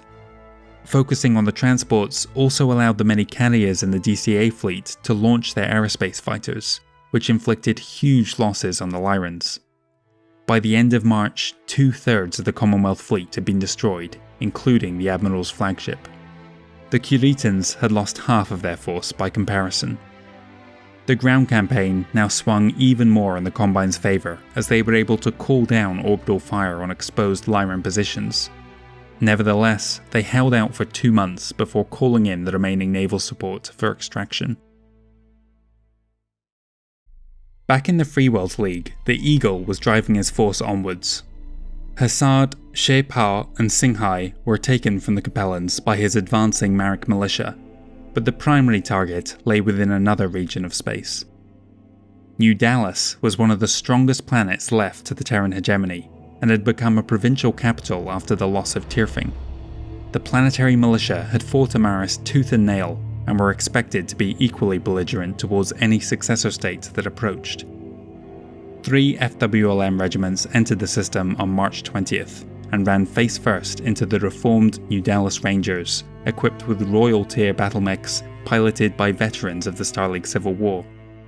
The Marek militia was completely wiped out, and the Atrian Dragoons were on the back foot until they resorted to using their nuclear arsenal. 300,000 within Caddo City were vaporized in order to eliminate the pair of militia battalions in defense, after which the survivors surrendered. New Dallas was in Marek hands, its worth now all but useless.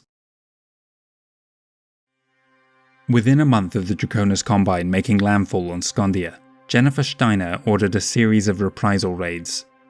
She did not want to commit her military to an offensive against the Dragon, but she hoped that keeping the coordinator off balance would reduce the number of attacks coming her way.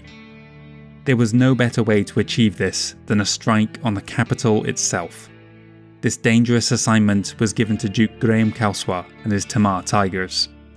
Their transport for the mission was one of the few remaining Potemkin-class troop cruisers, with a full complement of 25 dropships. They expected an enormous naval presence, but they found only 2 smaller warships. The location of the DCA fleet was a mystery, but they had no time to consider it. Taking full advantage of their weakness, the Nightwind made a beeline for the colossal shipyards, the largest within the Combine, and destroyed the facility while the Tigers made their descent. The defending mech regiments huddled around Imperial City, allowing the attackers to ride roughshod over the Aichi continent. Several major factories were destroyed before the Duke withdrew 3 days later. Minoru Hirita had been humiliated by how powerless he was to respond. The famous Black Pearl at the heart of the Draconis Combine had been desecrated. Worse was to follow at Dieron in April. The DCA had a warship squadron in orbit over the world, part of their ongoing invasion of the Terran hegemony. They were tasked with the defense of the Stella Trek Naval Yard, the main objective for the Lyran raid. A half-dozen Steiner warships appeared in system, unleashing 2 squadrons of nuclear-armed assault dropships to clear a path for them.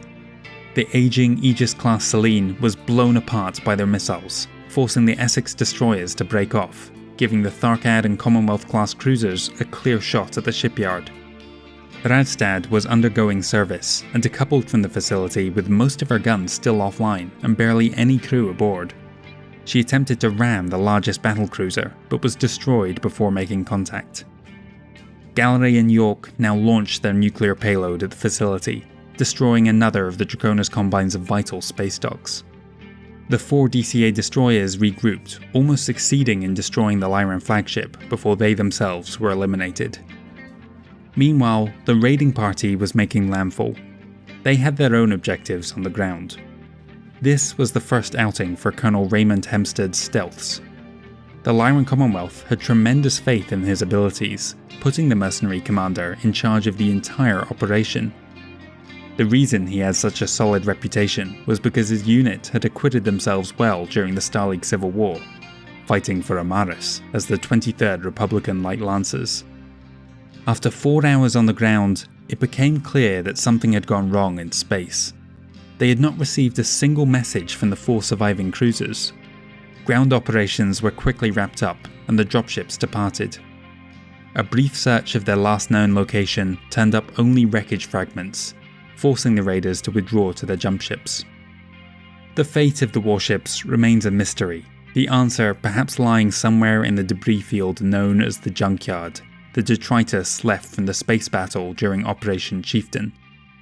It's possible that the Lyran ships fell victim to something lurking in the radioactive debris. In the neighbouring system, the Curetans were again picking at the remains of the Terran hegemony. When they arrived at Safil, however, they found it was defended by elements of the Blue Star Irregulars. The former soldiers of the Amaris Empire Armed Forces knew the location of a hidden AEAF cache and had raced ahead to secure it for the Federated Sons. Rather than engage them, the Taisar purposely diluted his strength by spreading them across the planet, then withdrew shortly after. This was exactly as Warlord Jinjiro Kurita had ordered. Safel was just one of a dozen minor skirmishes the AFFS had won against the Draconis Combine during 2787. Another came at Kaf, where a force sent to flank the Confederation and establish a link to Terra defeated a small force of CCAF and DCMS opponents, evening the score for the debacle on town. Several other hegemony systems were taken to broaden their control of that vital link. FedSun's military intelligence was receiving reports from one of their marshals that something big was going on just across the border, but the head of MI2 for the region had dismissed his concerns. John Davian was busy marshalling his forces for a strike at the Chesterton commonality, and was not hearing anything that might worry him from the Draconis March.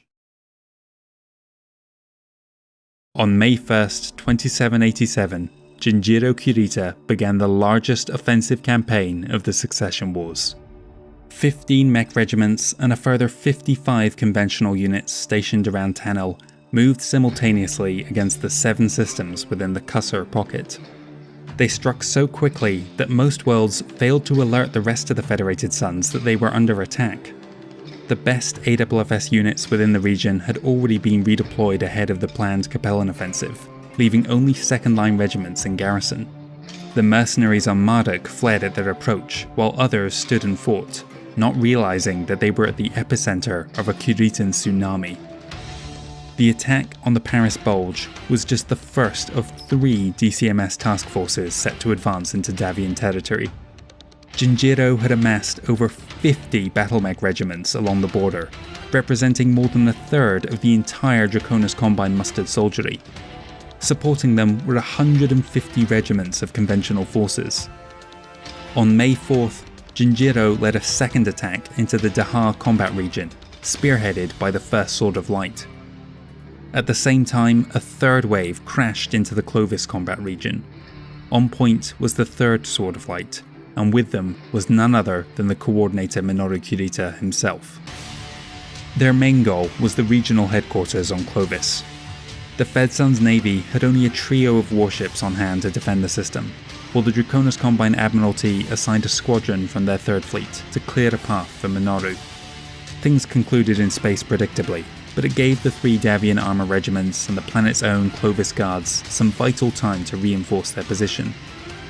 They were outnumbered 5-1, but were nonetheless able to hold their ground during the first week. ISF agents had reported an additional 2 mech regiments somewhere on world, which caused the Kuritans to fight conservatively until they realized their mistake. Furthermore, the presence of the coordinator prevented them from doing anything as dishonorable as using weapons of mass destruction. The Field Marshal had been desperately calling for reinforcements throughout the attack, but the Combine invasion was so absolute that near every other system in range was also under attack.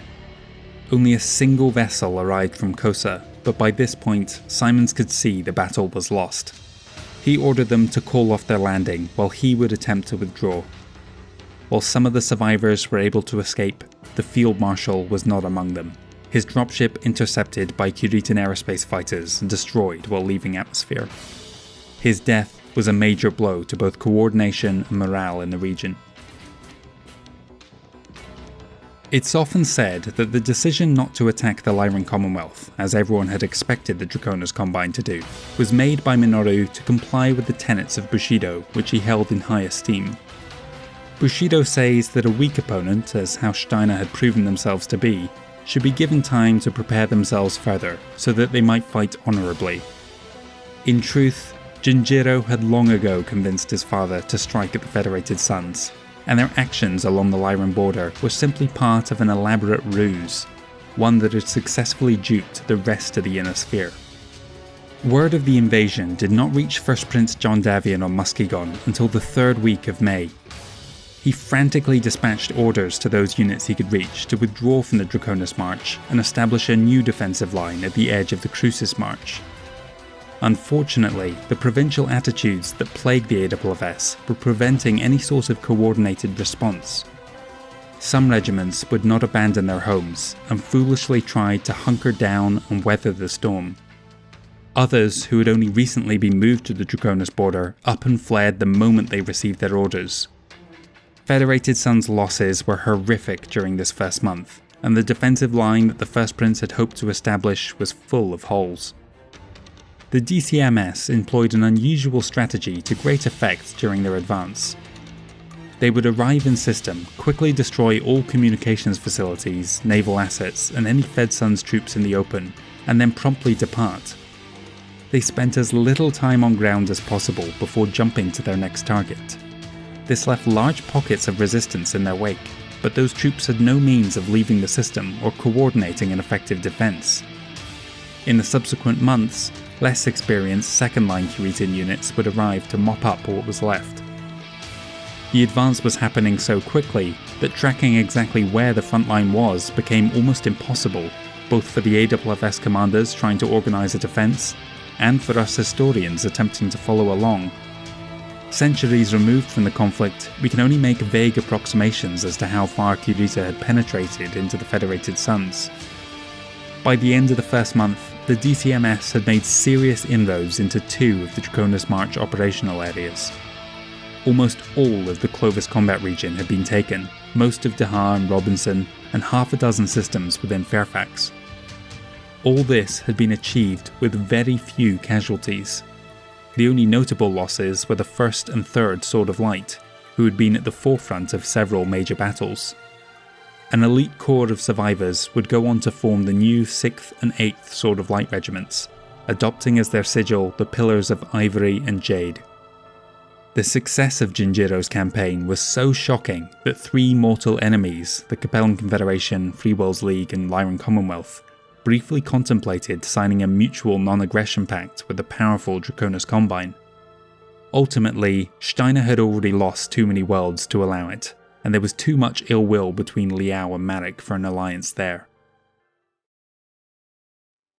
By comparison to the Curitan onslaught, Kenyan Marek's 50 regiment invasion of the Capellan Confederation was positively quaint. In May, they seized control of Old Kentucky without a fight after discovering the planetary garrison had fled before their approach. How Steiner was a constant irritant though, periodically probing the defences of the Bowl and Thumb. A raid on Roche turned into a full assault, one which cost the Bolan Defenders Brigade another of their units. Significant use of WMDs scarred the world to the point where the LCAF abandoned it soon after. Roche fell back into Marek hands, but there was nothing of value left in the debris. The only other major action was when the Free Worlds League took Wyatt, a former Terran system that the Lyrans had seized a few years earlier. Despite being the first to declare war on each other, the Lyran League border remained one of the quietest during this early phase of the war. The Marek militia continued their advance in July, quickly seizing Shamdo and Fact. Wazn seemed as if it would fall just as easily. A pair of Marek militia regiments made landfall and took both the capital and spaceport without incident, but scouts then discovered the presence of the Old Kentucky Lancers. They had dug in at one of the smaller cities, awaiting Holbright's approach. She instead ordered the firebombing of the city, wiping out half of the regiment and countless civilians within. Things played out in similar fashion on Kori. The units sent to take the world were engaged by one of the CCAF's new regiments formed from SLDF remnants. They withdrew from the spaceport after a brief clash and set up positions within the capital city. An additional 2 companies of catapults bolstered their defense, straight from the planet's mech factories.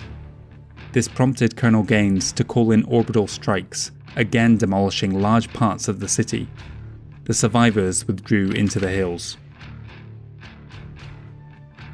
With the exception of picking at the Terran hegemony bones, the Capellan Confederation armed forces had so far barely played a part in the First Succession War. The Mashkarovka had kept Barbara Liao informed of the growing Davian task force near Chesterton, and it had blinded her to the Marek invasion that came from the opposite direction. Now she sought to regain some of the initiative.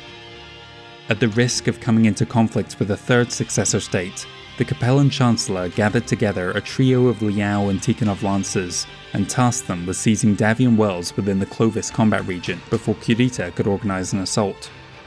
She recognised that each realm would have Terra as one of its main targets for the war, and it was worth the risk to shut the Federated Suns out of any future battle for humanity's homeworld. By August, she had taken Angol, Rio and Tybalt. While they prepared for their next jump, Barbara turned her attention towards dealing with the Eagle. The brutal tactics employed by the Marek militia colonels on Kori and Wazan had failed to eliminate the planetary garrisons, and now the survivors rose up in rebellion. Further back, the Grand Duchy of Orient had sent a pair of its regiments to garrison the New Worlds. The Hussard Lancers struck at the newly arrived forces before they had settled into defensive positions. In September, the Marek militia assault force redeployed in an effort to stamp out the rebellion, but they proved particularly stubborn.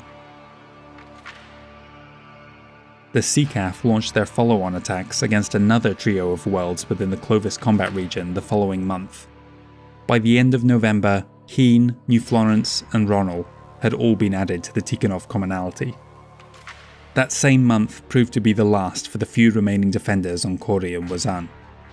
Orient dispatched more garrison forces in December to defend the Free World's latest conquests and free up the Marek militia to continue towards Sana. Or at least, that was their plan, until the Capellan Navy ambushed their waiting jump ships. The League warships in orbit above the worlds attempted to move to their aid, but the distance was far too great. The Liao vessels now moved to intercept. Their victory was a decisive one. All 7 Free Worlds League Navy ships were destroyed at the cost of only 2 from the Confederation, plus a third that lost all drive.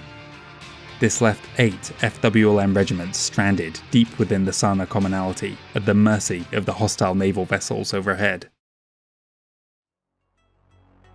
As the Inner Sphere entered December 2787, the first year of the Succession Wars was coming to a close. The brutality on display had shocked all involved. They hoped for a decisive victory. 238 years later, we're still waiting.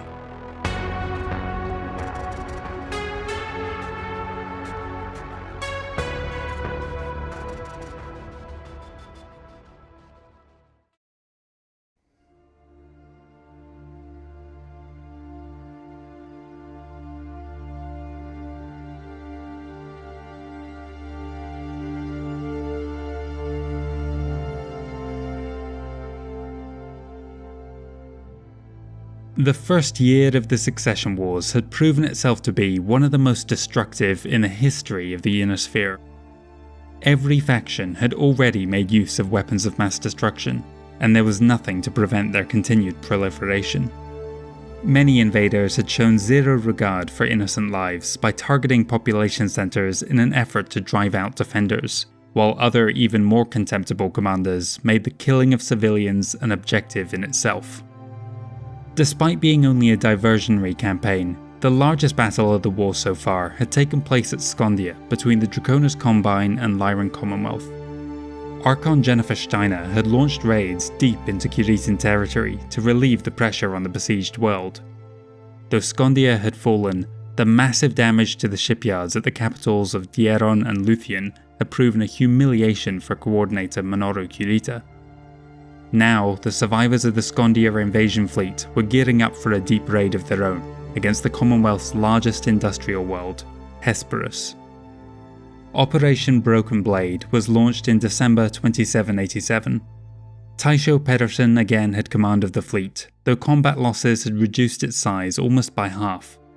Furthermore, with the campaign against the Federated Suns now in full swing, he had far fewer supporting units to call on.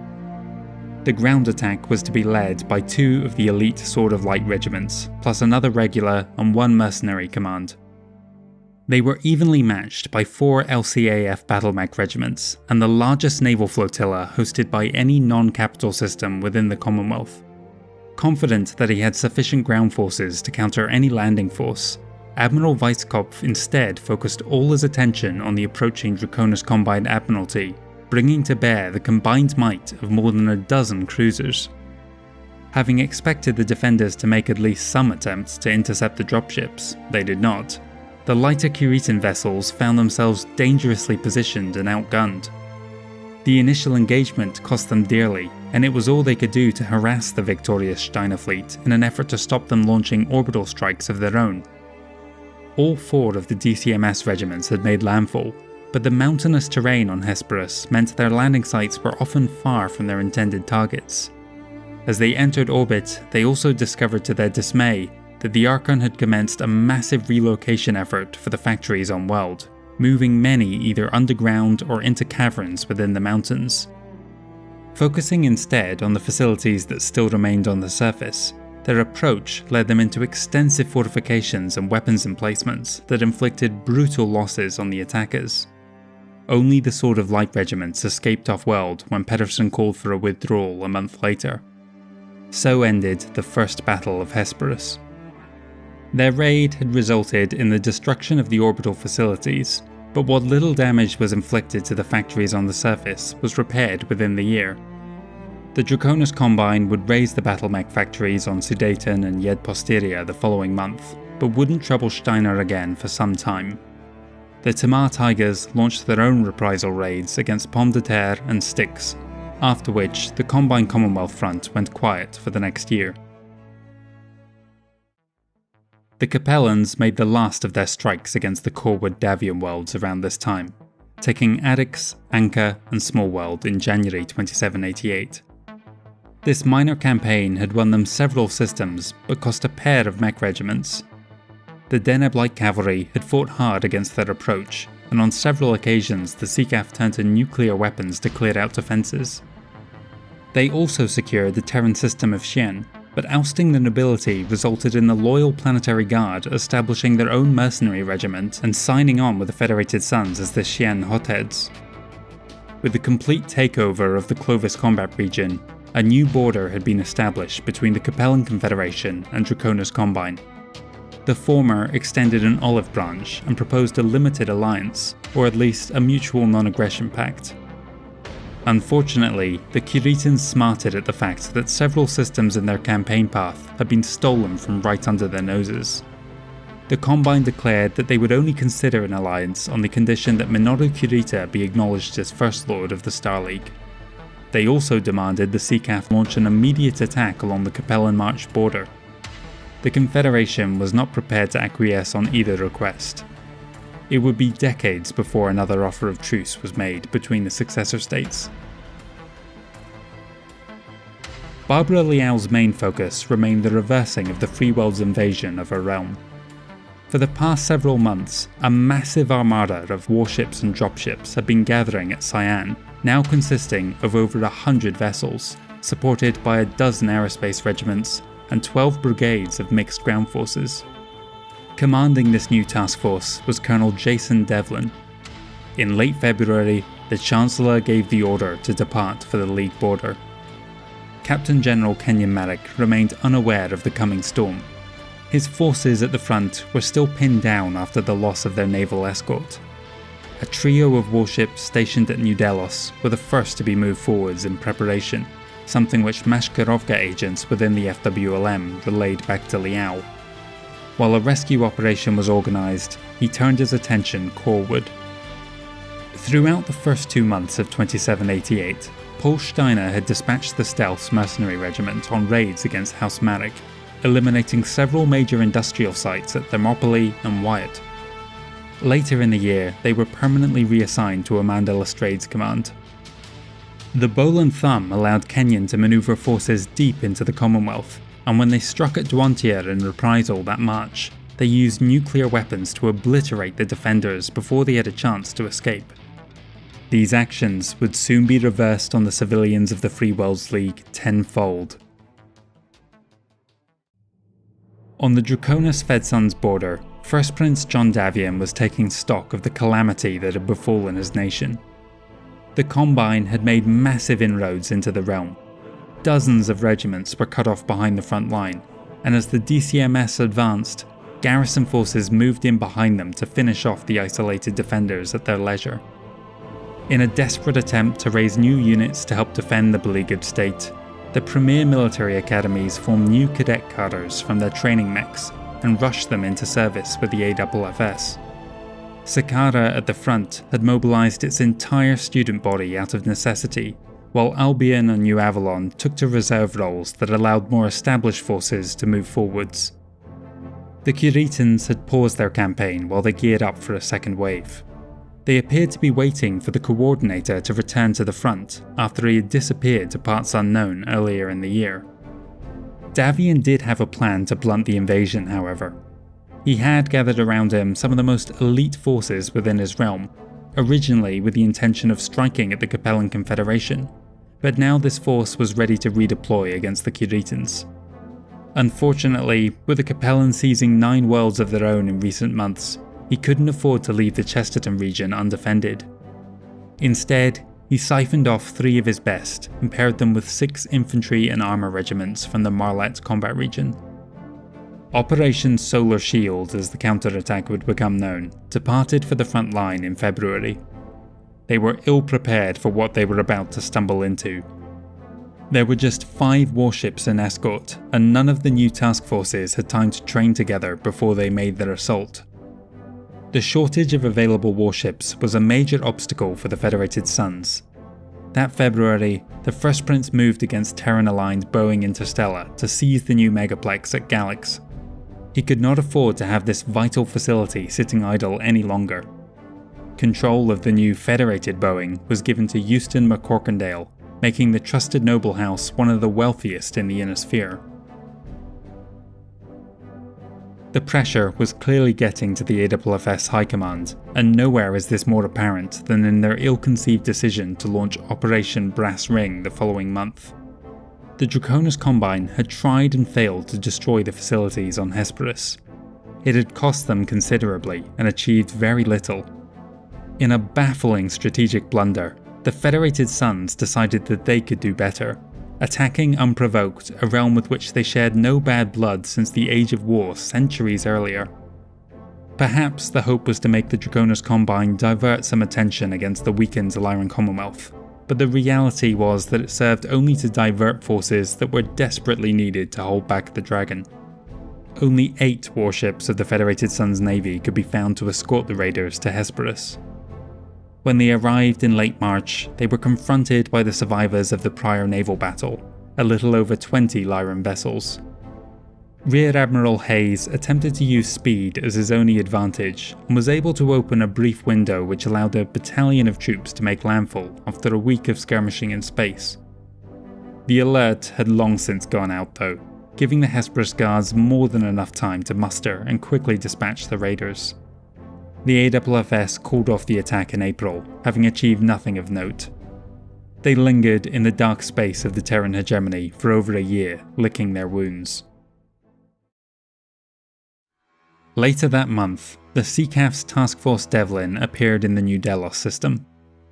They had moved through occupied space without drawing attention to themselves by using cracked codes retrieved by the Mashkarovka. New Delos had been the site where the Capellan Confederation and Free Worlds League had put their past grievances to bed at the end of the Second Andorian War. This time, the entire Armada descended on the planet, which had only a single green regiment to defend it. They made landfall around the capital city, cutting off any escape routes, then gave those within just 8 hours to surrender the world. They didn't bother to wait for a response, and launched mass bombing raids soon after. Approximately 20,000 were killed and more than 200,000 were wounded. The Orloff Grenadiers tried to stop the killing, but were themselves wiped out by the overwhelming Capellan numbers. The orders Colonel Devlin had received from Barbara Liao left no doubt in his mind what the objective of this raid was. The killing of civilians took priority over the destruction of the various staging posts and supply depots supporting the Marek militia campaign. And yet, however brutal the attack on New Delos had been, the true horror of the First Succession War was about to be realised in the nearby Stuart commonality. In early May 2788, a pair of warships appeared in the Helm system, escorting a mech regiment of the Draconis Combine mustered soldiery. With them was the missing coordinator Minoru Kirita. Most of the Stuart Dragoons had long since been redeployed to the Capellan front, leaving only a small militia force in garrison. They alerted the defenders to their presence when they launched a nuclear weapon at the forces camped at Fort Albert on the 11th of May. What followed was a brutal campaign against the survivors and civilian population as the Draconis Combine searched frantically for the SLDF secret base within the Nagayan Mountains. Nothing was off limits if it resulted in the discovery of the hidden cache. Civilians were rounded up, interrogated and tortured in an effort to locate it. Eventually, their lack of success led them to detonate a nuclear weapon within the capital, Freeport. By the 28th, the DTMS was pulling back, having determined that the weapons cache had either been emptied by the FWLM or the SLDF before them, or was simply a myth. As the Taisho departed for orbit, he contacted the coordinator to inform him that they had failed to locate the secret base. Minoru's response was to order his fleet to chastise the local population for their lack of assistance. Olav Nansen gave the order and began the Ghost Train protocol. Their full arsenal of nuclear ordnance and naval batteries was unleashed on Helm's major population centers. In less than an hour, approximately 10 million civilians were killed, the greatest loss of life since the New Vandenberg campaign during the Reunification War, a battle that had raged for many months. In the subsequent years, a further 60 million civilians perished in the nuclear winter, and another 20 million were displaced by the carnage. In May of 2788, it was unquestionably one of the greatest atrocities in human history. By year's end, those numbers would be almost insignificant. Back in the Federated Suns, Operation Solar Shield was getting underway. It began with the botched assault on Elbar that May. Upon arrival, they failed to locate any hostile naval presence, and so began their burn towards orbit, only for a Combine warship to suddenly appear behind them and destroy their jump ships. The stranded dropships transferred as much of their material into their escort as possible, before cruising straight past their target, abandoning their vessels, and jumping out in the days that followed. Shadar was an even greater disaster. While the two Vincent-class corvettes engaged each other, the DCA destroyers completely ignored the incoming fire from the remaining escort warship to focus on the approaching dropships. Yet another AFFS regiment was destroyed before even making landfall, as were the naval elements soon after.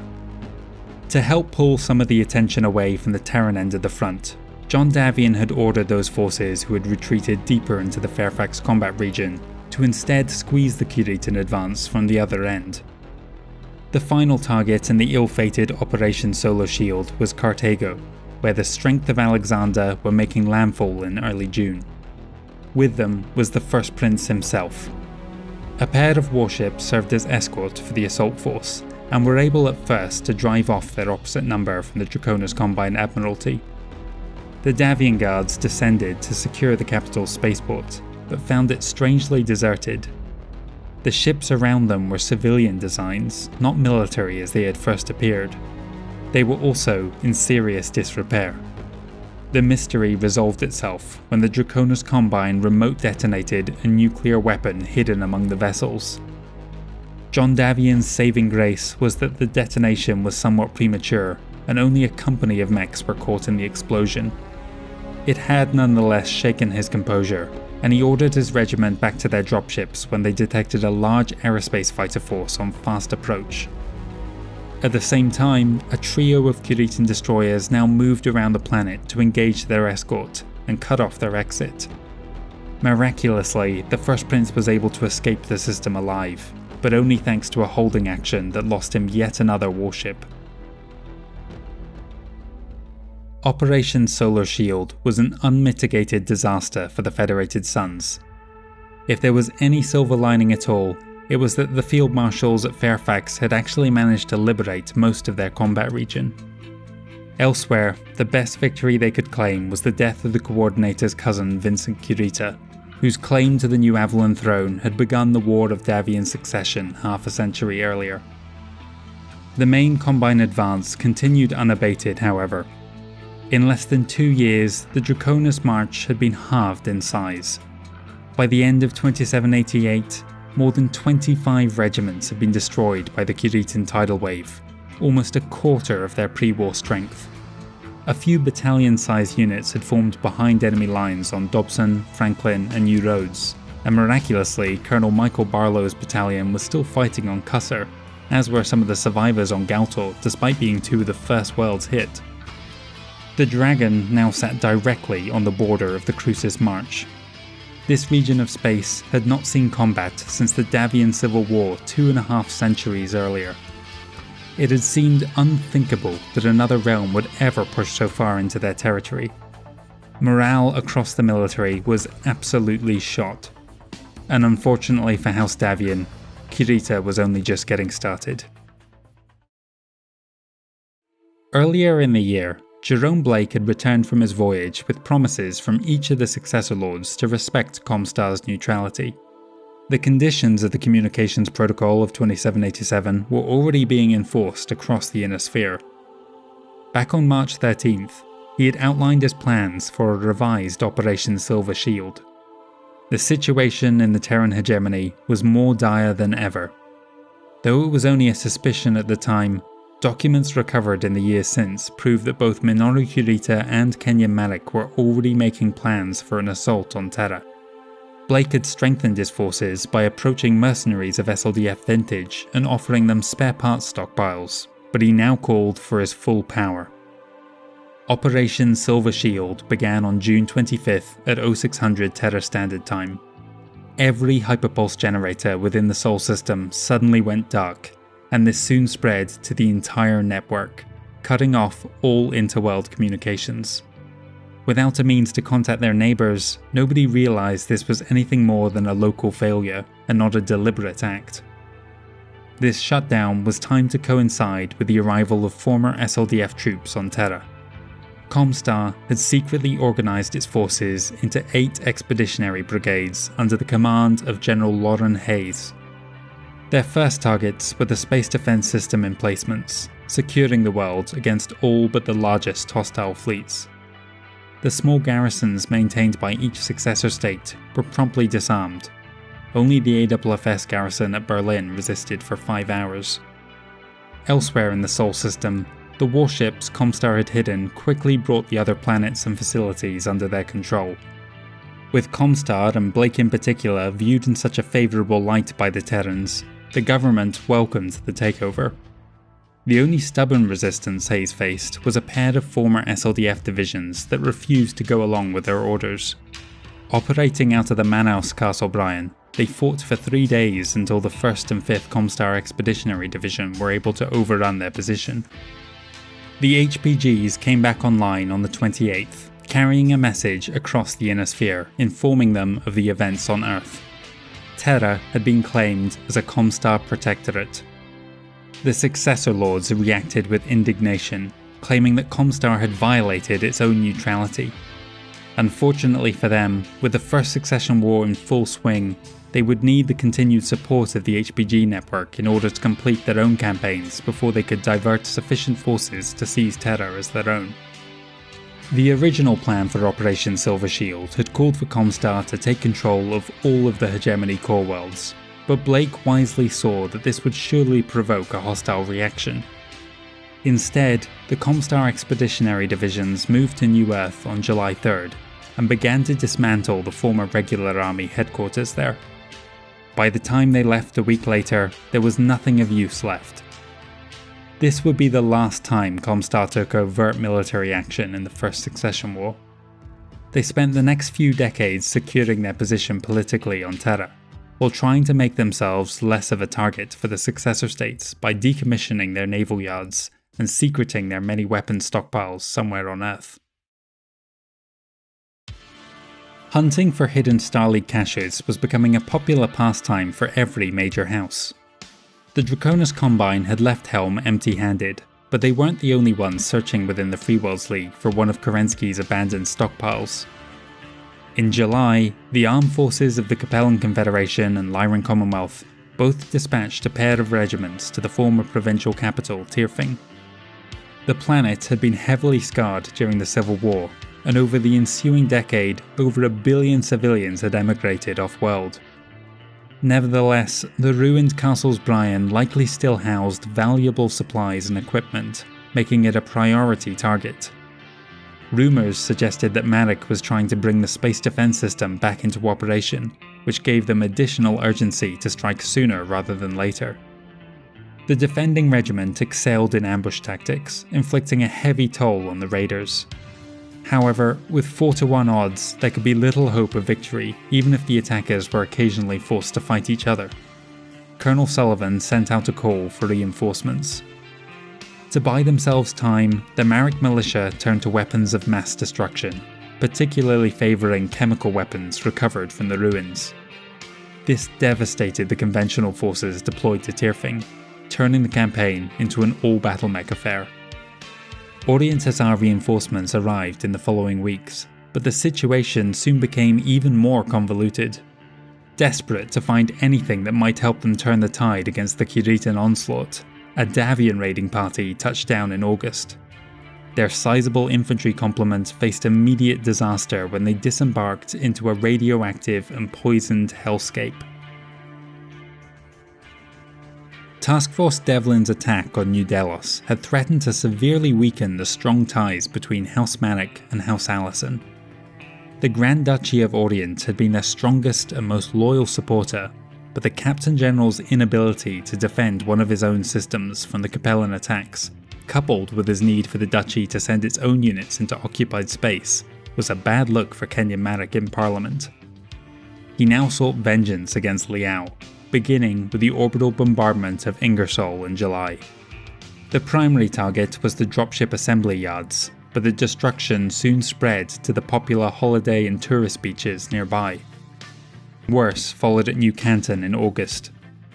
The Marik flotilla did not land any forces to take the planet, just simply bombarded the major military, industrial, and residential districts from space. The following month, they went after the supply depots at Outreach, and then conducted another firebombing campaign against Hull in November.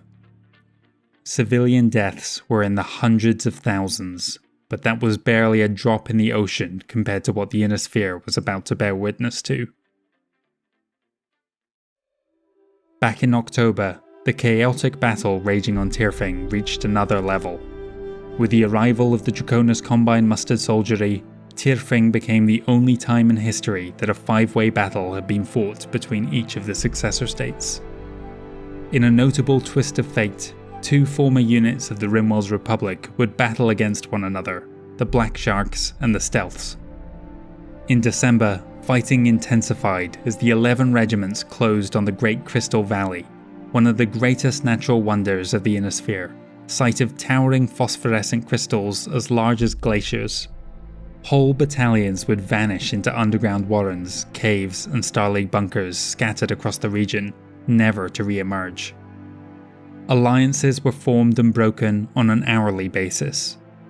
2 whole regiments were destroyed across the 6-day battle, and the crystal formations that predated humanity itself were trampled into dust. What little of value was found barely compensated for the material lost in its acquisition. The fighting continued into February 2789, at which point the survivors all pulled back.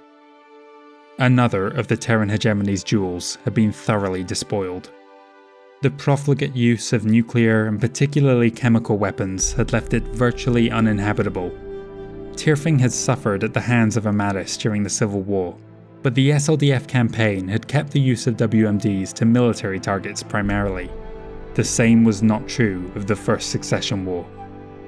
Less than 8 million civilians had survived to see the great houses depart. The final death toll, 1.6 billion.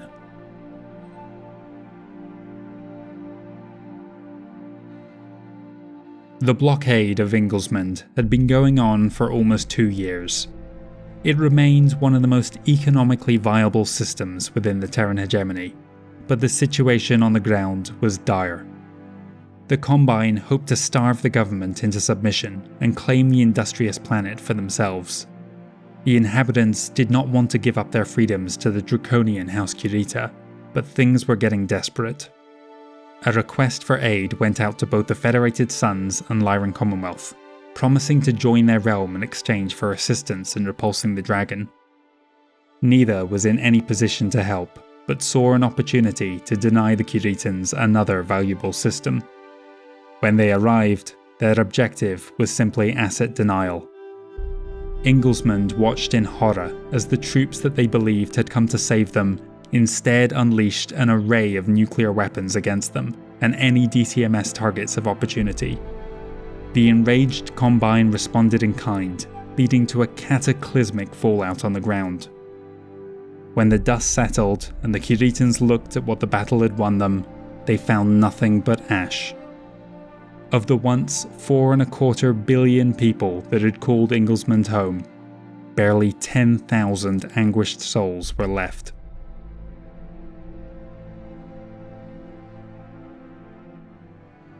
(2788) is the year where the First Succession War passes beyond easy comprehension. The Star League Civil War, which just a decade earlier was the bloodiest conflict ever fought, was now nothing but a prologue to the apocalypse which had been unleashed by the successor states. In 2 years, or on just one planet in the case of Inglesmond, more people had been killed in combat than in the entire 100,000 years of human history. And in the eyes of House Davian and Steiner High Command, that was a successful raid. The carnage being wrought all along their borders had so desensitized them to the use of weapons of mass destruction that the extermination of billions was now nothing but an unfortunate but necessary act to deny their true rival a valuable asset.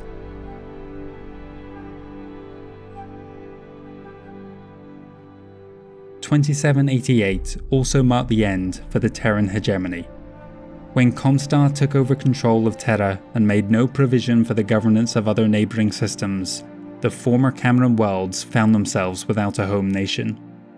The effects were similar to the demarcation declaration that followed the Outer Reaches rebellion half a millennia earlier.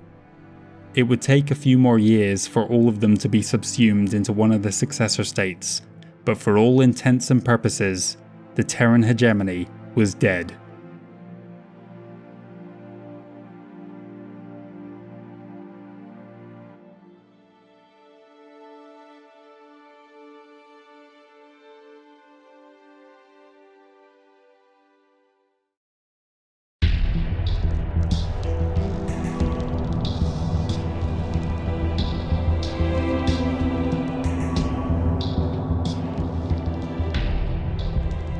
In the opening weeks of 2789, Kiritan troops began pouring into the Kestrel and Marlette combat regions within the Crucis March.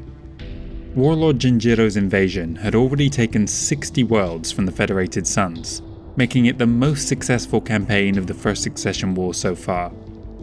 To assist in their continued advance, a handful of major supply depots were established in recently occupied systems to reduce travel times. The armed forces of the Federated Suns, who had suffered more losses than all the other successor states combined, were powerless to stop them at this phase of the war. In the neighbouring Capellan Confederation, Colonel Devlin was preparing to depart from Propus for another brutal strike against the Grand Duchy of Orient, this time at Callaway. His task force had been restructured and now included the vaunted Ares Titans and Red Lancers, within which served the Chancellor's sons, Balthazar and Barnabas. In a move that greatly worried the Capellan nobility, Barbara herself would also accompany her sons. Unfortunately for House Liao, SAFE had many agents operating within the Propus system, and they kept the Free Worlds well informed of the developing situation. They didn't yet know where they would strike, but they divided the Navy's Third Fleet accordingly, and reserve units were moved forwards. When Task Force Devlin began moving in February, they awaited the call to reinforce whatever system they appeared in. As it happened, their target Callaway was garrisoned by a quartet of provincial regiments and the 1st Orient Provincial Squadron. The following month, the Free Worlds League launched what they hoped would be a decisive blow against the industrial capacity of House Steiner. Kenyon Merrick's younger son Thaddeus had recently been promoted to Fleet Admiral, and given command of the entire Lyran front. He was looking to make a name for himself and believed he had an opportunity in Hesperus. Approximately 1/3 of the Commonwealth's mech production took place within the massive factories on planet. Their continued operation allowed Steiner to expand the 2nd Lyran Guards Division to full strength, with one of the new regiments given to the Archon's son Richard. Reviewing the prior battles, he concluded that Kirita and Davian had tried to have their cake and eat it by landing ground forces tasked with both the destruction of the facilities and with seizing spare parts. The 3rd Battle of Hesperus would instead be an all-naval affair. Thaddeus's fleet would engage the defenders and break off a pair of mass driver-equipped cruisers to strike at the factories from orbit. His battle plan also called for his navy to materialize at a pirate point near the system's first planet, limiting the time Hesperus had to organize a defense. The strategy appeared to pay off when the Freewells League Navy successfully arrived at the dangerous pirate point without incident, but fate was about to throw a spanner into the works. Arriving just days after Marek, Fleet Admiral Dewey of the Commonwealth Navy had come to relieve Weisskopf of Hesperus's defense. When he discovered the raid in progress, an immediate in-system jump took the pair of Lyran cruisers directly into orbit, just as the battle commenced. They were perfectly positioned to intercept the Soil-class vessels assigned to ground assault. After a broadside nearly destroyed his flagship, Dewey ordered his cruiser to ram the nearest vessel, dragging both down into the atmosphere. The other hostile Soil was destroyed soon after. With the attack faltering, Thaddeus Marek was forced to call for a retreat or risk losing the remainder of his fleet. Hesperus had been an embarrassing defeat for Kenyon's son, but he would go some way to repairing his reputation with the successful strike against the Dassault Shimon shipyards at New Earth later in the year, destroying the orbital facility just months after it had fallen into Lyran hands. While this 3rd battle would mark the last major raid against Hesperus during the First Succession War, it wasn't the end of the troubles for those on world. A guerrilla force known as Macreadam's Devils had formed in the mountains from survivors of the 52nd Heavy Assault Regiment, the ex-SLDF mercenaries who had participated in the Kiritan assault. They had been disrupting operations on world for the past year, and it would take 2 more before the last of them were finally hunted down by the Hesperus guards. Not to be outdone by the Freewells League, the Draconis Combines staged their own raid against Steiner's Port Mosby, savaging the defenders and forcing the Lyran guards to have to rebuild their regiment from scratch. Thankfully, with Hesperus still operating at capacity, they were able to do this in short order. Within the newly conquered territory of the Draconis Combine, Warrant's chargers found themselves behind enemy lines. They hatched a daring plan to destroy one of the staging posts Jinjiro was using to support his advance. They launched their raid on March 23rd, timed to coincide with a parade the Kiritans were performing in front of the media and news crews of half a dozen realms. When the attack began, cameras from across the inner sphere were there to see it. The chargers drew the Combine mechs into the morass of stockpiled weapons, a place where any stray shot risked a massive chain reaction. Captain Warrant perished in the attack, but half his unit escaped. By then, more than 1,000 tons of munitions had gone up in smoke, and 2 companies of the DCMS forces had been caught in the raging inferno. It was the first real blow the Federated Sons had dealt House Kirita. The material damage, though great, was insignificant compared to the effect on troop morale. In the aftermath, the Combine relocated that supply depot to Kintari 4. In March 2789, Task Force Devlin materialized at Callaway's Zenith jump point. The Orient Provincial Squadron immediately engaged them with a suicidal charge. While the majority of the fleet was still appearing around them, the half-dozen House Allison warships dove into the quagmire and targeted as many transport vessels as possible, destroying a full regiment of aerospace fighters and battle mechs before their inevitable demise. On approach to the planet, the transports were again intercepted by large numbers of enemy fighters and dropships, which eliminated a further 2 regiments. The CCAF still had a slight numbers advantage as the ground campaign commenced, but they were hampered by an overzealous Barbara Liao who insisted on taking to the field personally, despite her lack of combat experience. This forced Devlin to deploy more conservatively than he would have liked, and things soon turned against him. By the 10th day, the Red Lancers had lost 2 battalions, and the rest of the task force were in a similarly sorry state. Barbara reluctantly called for a withdrawal, and the survivors headed to their dropships. It was at this point they discovered that their entire jumpship detachment had been wiped out by the arriving Matic fleet out at the zenith. Devlin ordered a half-dozen warships to break off and escort the Chancellor to safety, while he led the remainder of the fleet to engage the Free Worlds League Navy head-on.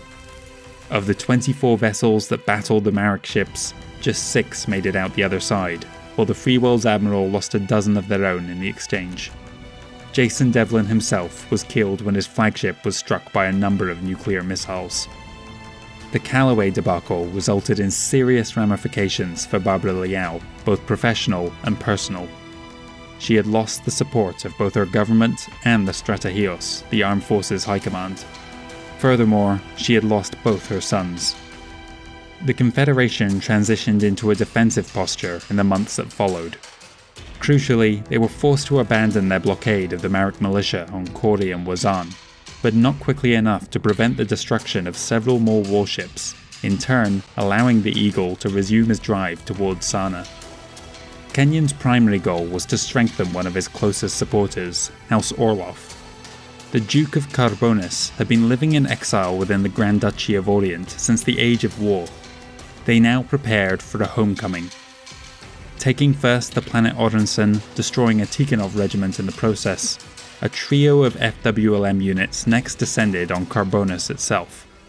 The Seacaf and Merksen garrison were eliminated, and the Duke restored to his position.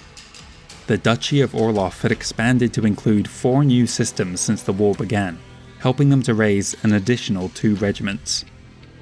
2 months after Callaway, Kenyon Matic sent the Chancellor a mocking letter, claiming that he was coming for Andurian next.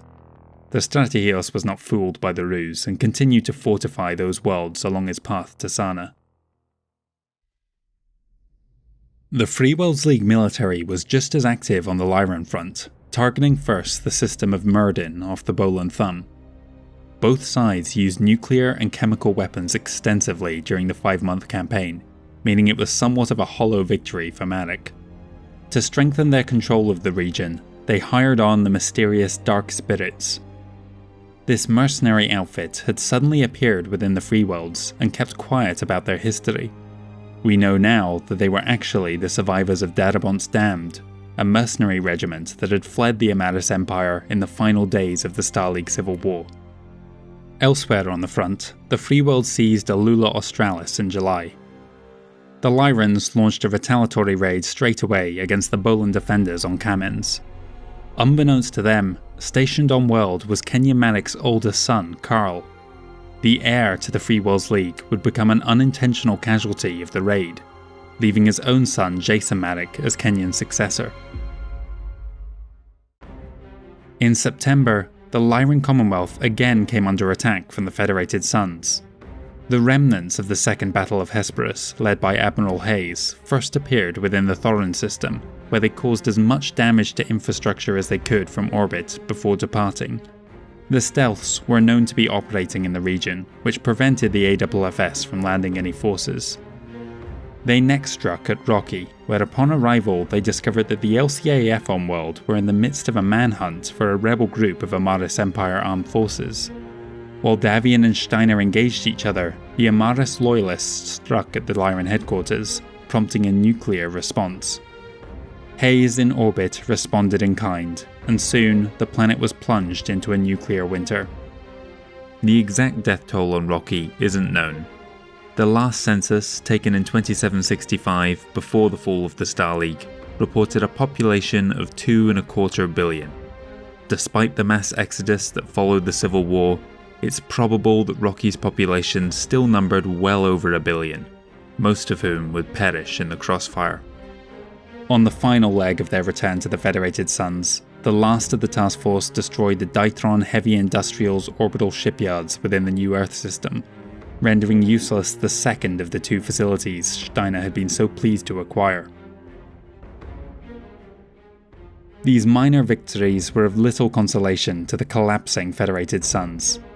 Throughout 2789, Jinjiro's advance had proven completely unstoppable.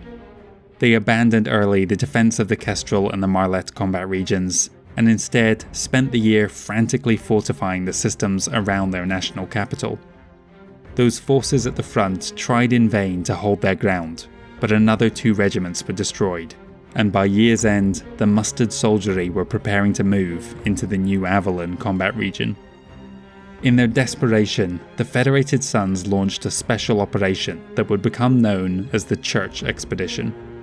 Departing from Pitkin in September, Church led his quintet of jump ships through the Outworlds Alliance and out into distant space. Their goal was to pick up the trail of Alexander Kerensky and somehow convince him to return so that he might aid the beleaguered Davian worlds. For months, they traced the path of jettisoned refuse, along the way discovering several distant colonies who had sighted the commanding general on his pilgrimage, including one of the former staging sites for the Rimworld Secret Army on Gutara. 130 light years further on, the trail finally turned cold. They had been searching for 2 years by this point, and their supplies were near exhausted. Defeated, the Commodore led his flotilla back home, unsure if the Federated Suns even still existed. In 2789, the first cracks appeared in the logistic and transport departments of the Inner Sphere militaries. Unlike today, where they are strictly off-limits, jump ships during the First Succession War were priority targets. The numbers available to the frontline commanders were swiftly depleting. To help maintain their offensives, civilian and commercial vessels were commandeered. The Lyran Commonwealth led the way in this practice. By the end of the year, approximately 50% of their merchant fleet was now operated by the LCAF. Other states soon followed their example. This had terrible knock-on effects. Many colonies that were relying on trade and supply runs to survive found themselves starving and without a means to escape the system. Perhaps the most infamous example of this occurred in the system then known as Dunkelwälder Dunkelflüsse Schattenfeld. A decision to redesignate the unwieldy planetary name came at a time when systems were being struck off star maps as various cataclysms befell their worlds. Despite being far removed from the worst of the fighting, the people of Bob inadvertently caused their own downfall, as vital food shipments were no longer dispatched in their direction.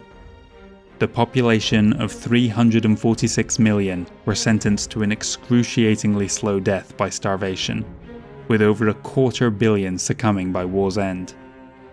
In the modern era, less than 1 million people eke out a living on the surface of this inhospitable planet.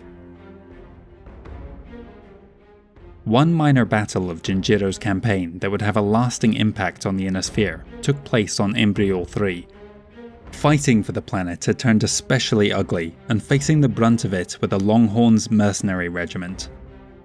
They felt their employer, the Draconis Combine, was using them as cannon fodder, sending them on ever more dangerous assignments so that they wouldn't be alive to draw pay at the end of the campaign. This prompted the Longhorns to switch sides, bringing the Department of Military Intelligence a wealth of information on the Curitan battle plans. Quick to see an opportunity in the fallout was Comstar. In 2789, they founded the Mercenary Review Board. Employers and mercs could use them as a neutral arbitrator in an effort to ensure fair treatment. They only requested a modest 5% of the payment in exchange. In the centuries since its creation, reputable mercenaries have insisted on involving Comstar in any contract negotiations, giving the Terran organization significant insights and influence on where mercenaries are deployed. With the successor states effectively forced to use sea-bills to pay for both their communications and military spending, the soft power of Jerome Blake and Comstar continued to grow. This did not go unnoticed by the successor lords, and by late 2789, Kenya Marik had almost completed preparing for a strike on Terra. Throughout the year, the Free World's guards had been building up a massive stockpile of munitions on Procyon ahead of the attack. At this crucial moment, an unknown raiding force arrived on World and launched a precision strike against the depot, destroying thousands of tons of supplies, then departed as swiftly as they had arrived. The loss of those vital supplies in the region made continuing with the invasion of Terra and assault on Comstar a foolhardy maneuver. Nobody has ever claimed responsibility for the raid. Throughout 2789, Davion had been gathering their naval strength in preparation of a major counter-offensive against Kurita. Making up their numbers was half of New Avalon's own defense fleet. By year's end, over 100 warships pulled from the Capellan and Taurian borders had assembled at Arcadia, including the flagship of their entire navy, FSS Golden Lion. The purpose of this armada was not to liberate the captured systems, but to destroy as much of the Kurita navy as possible. Without jump ships and warships to move the troops around, Jinjiro's advance would surely peter out. The fleet began by dividing itself between Admiral Kenneth Jones and Vice Admiral Marjorie Stone. Each would cut a path deep into occupied territory, cause what destruction they could inside of a week or two, drop supplies for any resistance movements they encountered, and then move on to their next target before Kurita could mount an effective response. After hitting their initial objectives, they would regroup at deserted Sholam, before heading for resupply at Rosamond. To coordinate their actions, each flagship was equipped with an extremely rare mobile HPG, 2 of just a handful still in operation post-Exodus. The counterattack began in the first week of 2790 and met with early success. 6 Kuritan warships were destroyed in the first 2 months at the cost of 4 Davion vessels. Better, they had captured one of the now rare Savetsky Soyuz class heavy cruisers. Furthermore, 22 jump ships and 25 dropships were destroyed, to only 4 and 8 of their own. Curiously, they had yet to encounter any significant concentrations of the Draconis Combine Admiralty, but their massive fleets would no doubt make short work of any squadrons they stumbled upon, especially once they regrouped at Sholam. Admiral Jones was the first to arrive at the meeting point on March 9th. When he appeared at the system's zenith, he quickly realized that something was amiss. The Department of Military Intelligence had reported no Combine targets at Sholam, but the information had been fabricated by an ISF double agent who was obscuring the system's actual purpose as a staging ground for the DCA fleet. Awaiting them at Sholam was a Kuritan armada of more than 100 warships. While Jones's fleet was only arriving in dribs and drabs, Taisho Isaru Kalfani had his crews at battle stations as they prepared to depart for the neighbouring worlds the Fedsuns had just attacked. When the DCA realised it wasn't them being ambushed, but rather the other way around, they broke off a third of their fleet to intercept the vulnerable FSN. Already closing range were their full complement of aerospace fighters. Kenneth now frantically dispatched a message to his counterpart aboard the Black Bear, urging her to divert their jump ships to the Nadir while she arrived in force to assist. His own jump ships were ordered to scuttle their vessels and abandon ship. Vice Admiral Stone's fleet materialised along the flank of the attacking vessels, catching them off guard. From there, the battle descended into a melee as the rest of the warships engaged one another. The conflagration drew on for 6 weeks, by which time it became apparent that both sides had lost the Battle of Sholam. When the last shot was fired on April 17th, 175 warships had been destroyed, gutting both the Draconis Combine Admiralty and Federated Suns Navy. The carnage wrought by the First Succession War guaranteed they would never recover from that. A further 35 jump ships and 220 dropships were lost. Sadly, without the supplies the FSN fleet hoped to bring, some of the resistance groups withered on the vine. Fighting continued on Dobson, Galtor and Kintari, but the Gorgons on Franklin were wiped out, and the last mechs of Barlow's battalion were destroyed at Cussor later that year. The stubborn commander would continue to lead a small band of guerrillas for over a decade. Controlling the populace became almost impossible for the DCMS garrison, and by the end of the war, both sides had taken to calling the Cussor system Barlow's Folly. While the losses at Sholam were slightly worse for House Davion, a full 75% of their navy had been destroyed, they were actually the greatest beneficiary. Despite the extraordinary cost, they had succeeded in taking out virtually the entire Curitan invasion fleet, putting an instant halt on all further advances. For his accomplishment, Admiral Kenneth Jones was posthumously awarded the Medal Excalibur. For his shame, Taisho Isoru Kalfani took his own life on April 30th. Of all the worlds in the Inner Sphere, perhaps the system over which the most blood has been spilled is Andurian. Marek and Liao had fought 3 separate wars over control of the region, and a fragile truce was only ever possible through the existence of the Star League. In 2790, the Free Worlds League came to reclaim the planet which 2 centuries earlier they had voluntarily handed over. 9 warships, 4 regiments of mercenaries and 2 of regulars descended on the planet, completely overwhelming the defenders in less than a week, at the cost of only their Soil-class heavy cruiser.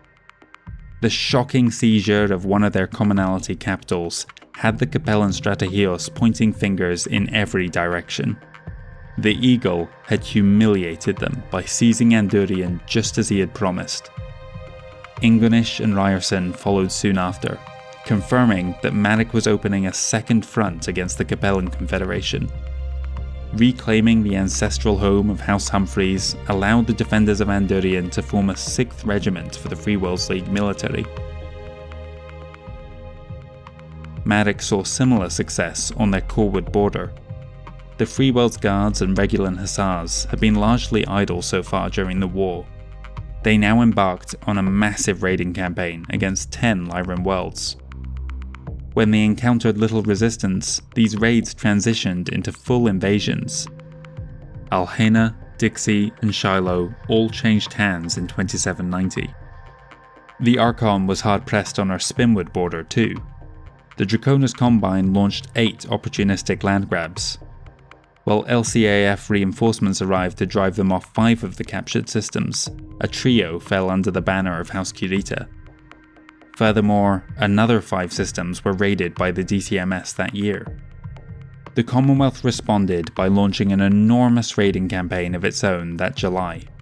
Paul Steiner and Amanda Lestrade worked together to relieve the pressure on the beleaguered Federation of Sky by assigning their best units to targets in that region, but other attacks were also underway. With Lestrade's focus on Sky, command of any operations in the Bolan Thumb was given to Commandant General Arik Hasseldorf, whose strategy was to mimic the heavy raiding going on elsewhere in preparation for a larger campaign. By August, the Free Welders had taken another world in the region, Raderstov, but Hasseldorf would soon even the score. In September, he selected Valwar, the system protruding deepest into Lyran space, as his first target. When the Draconis Combine raided the Tamar Pact capital and destroyed the Bolson Tamar shipyards, it became clear that the Commonwealth's defensive stance was not working to keep them out of the war. Their heavy raiding campaign was insufficient, and so for the first time in 3 years, they would go on the offensive. Each theatre commander selected a trio of worlds for the first wave, and in November, a pair of mech regiments were dispatched to each. To show her commitment to this change in policy, Archon Jennifer Steiner herself would participate in the attack on Styx. Meanwhile, Commandant General Hasseldorf timed the first phase of his campaign to reclaim the Bolan Thumb to coincide with the attacks elsewhere on the border. As they had before, the Bolan defenders on Valwar refused to surrender and fought a vicious guerrilla campaign out of the planet's jungles before the last of them were hunted down on the 23rd of December. Crucially, the LCAF were under strict orders not to use weapons of mass destruction. While this may have resulted in greater casualties among their own forces, keeping civilian losses to a minimum was going to be essential if the fanatical worlds of the Bolan Thumb were ever to be successfully repatriated into the Lyran Commonwealth. Jennifer Steiner and her escort arrived at Styx on December 12th, making landfall 10 days later. After quickly securing the major spaceports and eliminating most of the garrison, the government surrendered to the Lyran Commonwealth. On January 4th, 2791, the Archon turned her attention to the last holdouts clustered within a chemical weapons plant. Detonating the site from orbit risked spreading contaminants across the planet, and so instead, she led a ground assault against the facility. As she approached the main gates, booby traps exploded directly in front of her mech, setting off an unintended chain reaction which collapsed most of the facility. Jennifer, in her command seat, was killed instantaneously. Her body never recovered from the blast.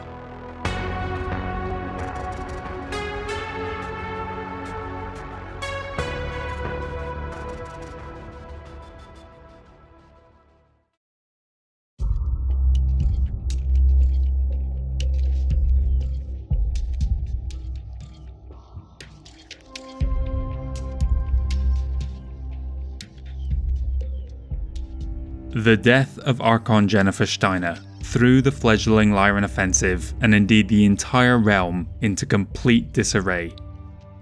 No orders were received by the advancing regiments within the first month of her passing, allowing the Draconis Combine and Free Worlds League time to mount a counterattack, reclaiming all but Judonay. 3 days before her passing, another assault force had arrived to reclaim Wyatt, but those two worlds would become the sum total of the Lyran offensive.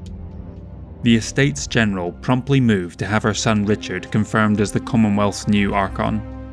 He immediately set about reorganising the Lyran High Command. His uncle Paul Steiner remained the general of the armies, but he was functionally removed from command. Control of the Curitan Theatre was given over to the Duke of Kars, Graham Kelswa. This shake-up took time, and throughout 2791, the Combine was able to seize another 6 worlds.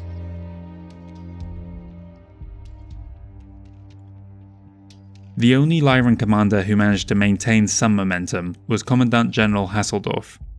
His raiding campaign had to be scaled back as Richard reassigned his jump ships and warships to other locations on the front, but he was nevertheless able to force the Bolin defenders off Dan Shan and liberate the recently conquered Raristov. The Draconis Combine campaign against the Federated Suns had also completely ground to a halt as they struggled to move reserve jump ships to the front in the wake of the Battle of Shalam. Throughout 2791, they made no further advances there. John Davian was glad of the reprieve and took the opportunity to rebuild his battered military using industrial assets seized in the name of the state. The only person making significant moves in 2791 was Kenyon Marek. On his push towards Sana, he took Elnath, Ibstock, and Park Place.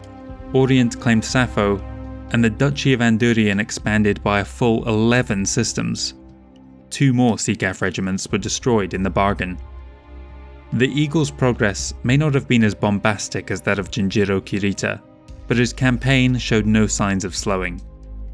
The only great loss for Marek came when his 12-year-old grandson Ward was shockingly assassinated. The culprit was never determined, but there was now one fewer in the line of succession between Fleet Admiral Thaddeus and his father, the Captain General. As the number of displaced citizens and refugees continued to soar, an enormous effort was undertaken by Comstar, who created the Archives branch to help trace their movement and families across the Inner Sphere.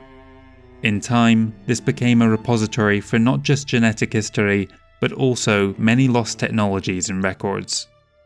Access to the Comstar archives is strictly controlled. Only the highest officials in the Order are aware of the full breadth of secrets contained within. With the Lyran Commonwealth Armed Forces still restructuring in 2792, the Free Worlds League military went on the offensive again around the Bolin Thumb region. However, these attacks showed the LCAF was becoming a much stronger foe than they had previously contended with. On Gypsum, the invaders were driven back, and worse, the assault force sent to Zaditsa were wiped out by the Lyran guards in garrison. Only on Alula Borealis did they successfully wrestle away a planet from House Steiner's Iron Fist. With Marek's primary focus on the Capellan Confederation, they did little more than launch raids against the Lyran border for the next few years.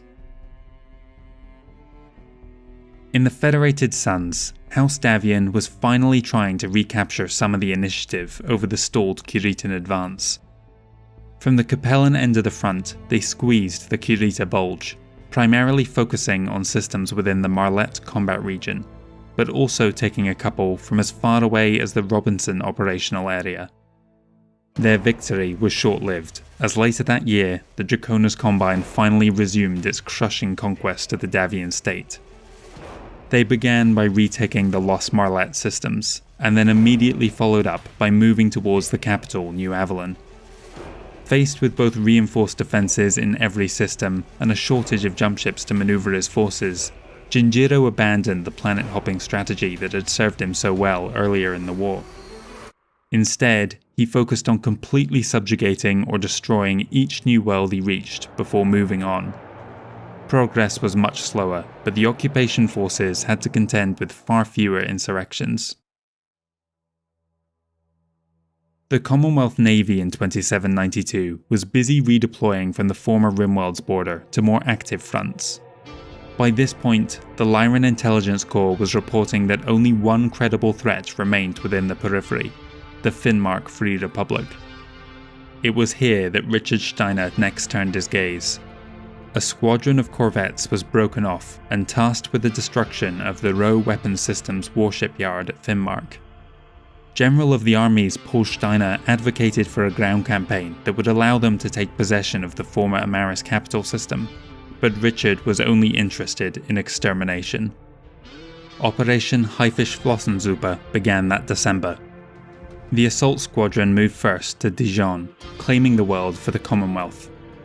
They then appeared at the capital's zenith.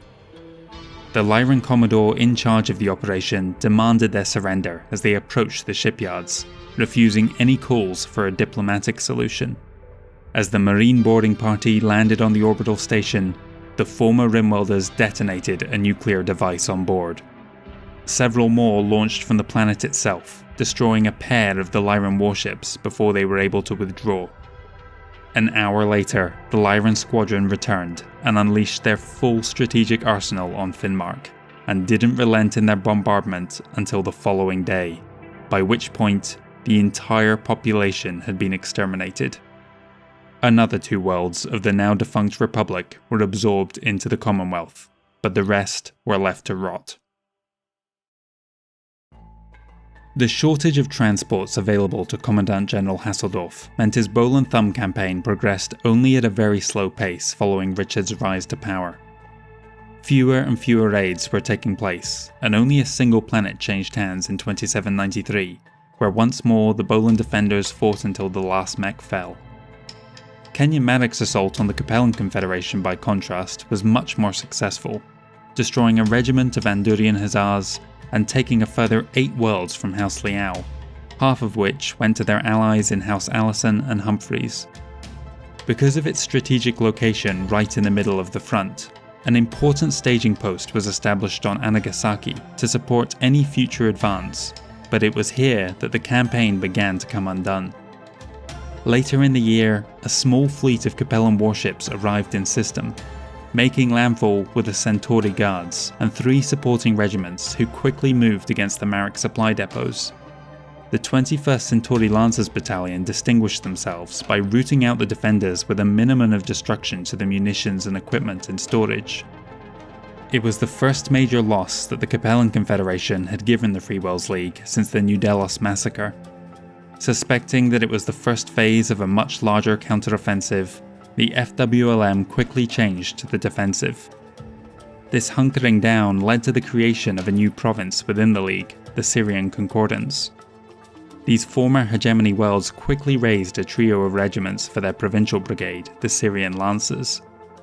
In reality, there was no follow-up attack planned, but the captured supplies allowed House Liao to fortify the worlds in the Eagle's path. As 2794 began, the League found itself under pressure from both sides. Hiring a new mercenary regiment went some way to offsetting their recent losses, but their campaign against Liao had completely stalled. They were now being subjected to raiding parties, many of them suicidal in nature, slipping across the border and striking with small tactical nukes at targets of opportunity. The most severe of these was the attack on the Magna Fusion Products factory on Orient. A pair of detonations razed both the facility and the nearby Cadet Academy. Killed at the base was the heir to the Captain Generalcy, Jason Marek. Kenyon's firstborn and 2 of his grandchildren through Karl had now been killed during the First Succession War. The only attack the Capellan Confederation came under at this time came from a highly irregular source. The Lyran Commonwealth, perhaps suspecting that the facility would soon fall to the Free Worlds League once they resumed their advance, struck the Callan Industries facility on Asuncion within the Tikhonov Commonalty in May 2794.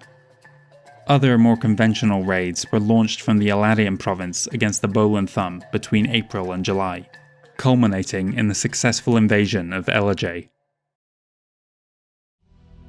One of the darker chapters to come out of the First Succession War occurred on the planet Strawn within the Federated Suns.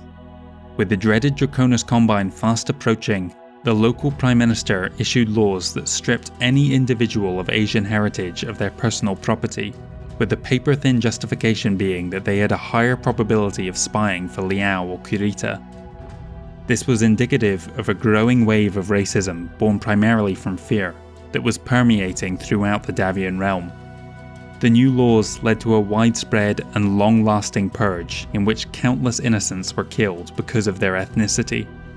Only the intervention of the First Prince and the post-schism New Avalon Catholic Church restored a nervous peace. The deaths were all the more senseless as Thrawn lay in the warpath and was taken by the dragon within the year.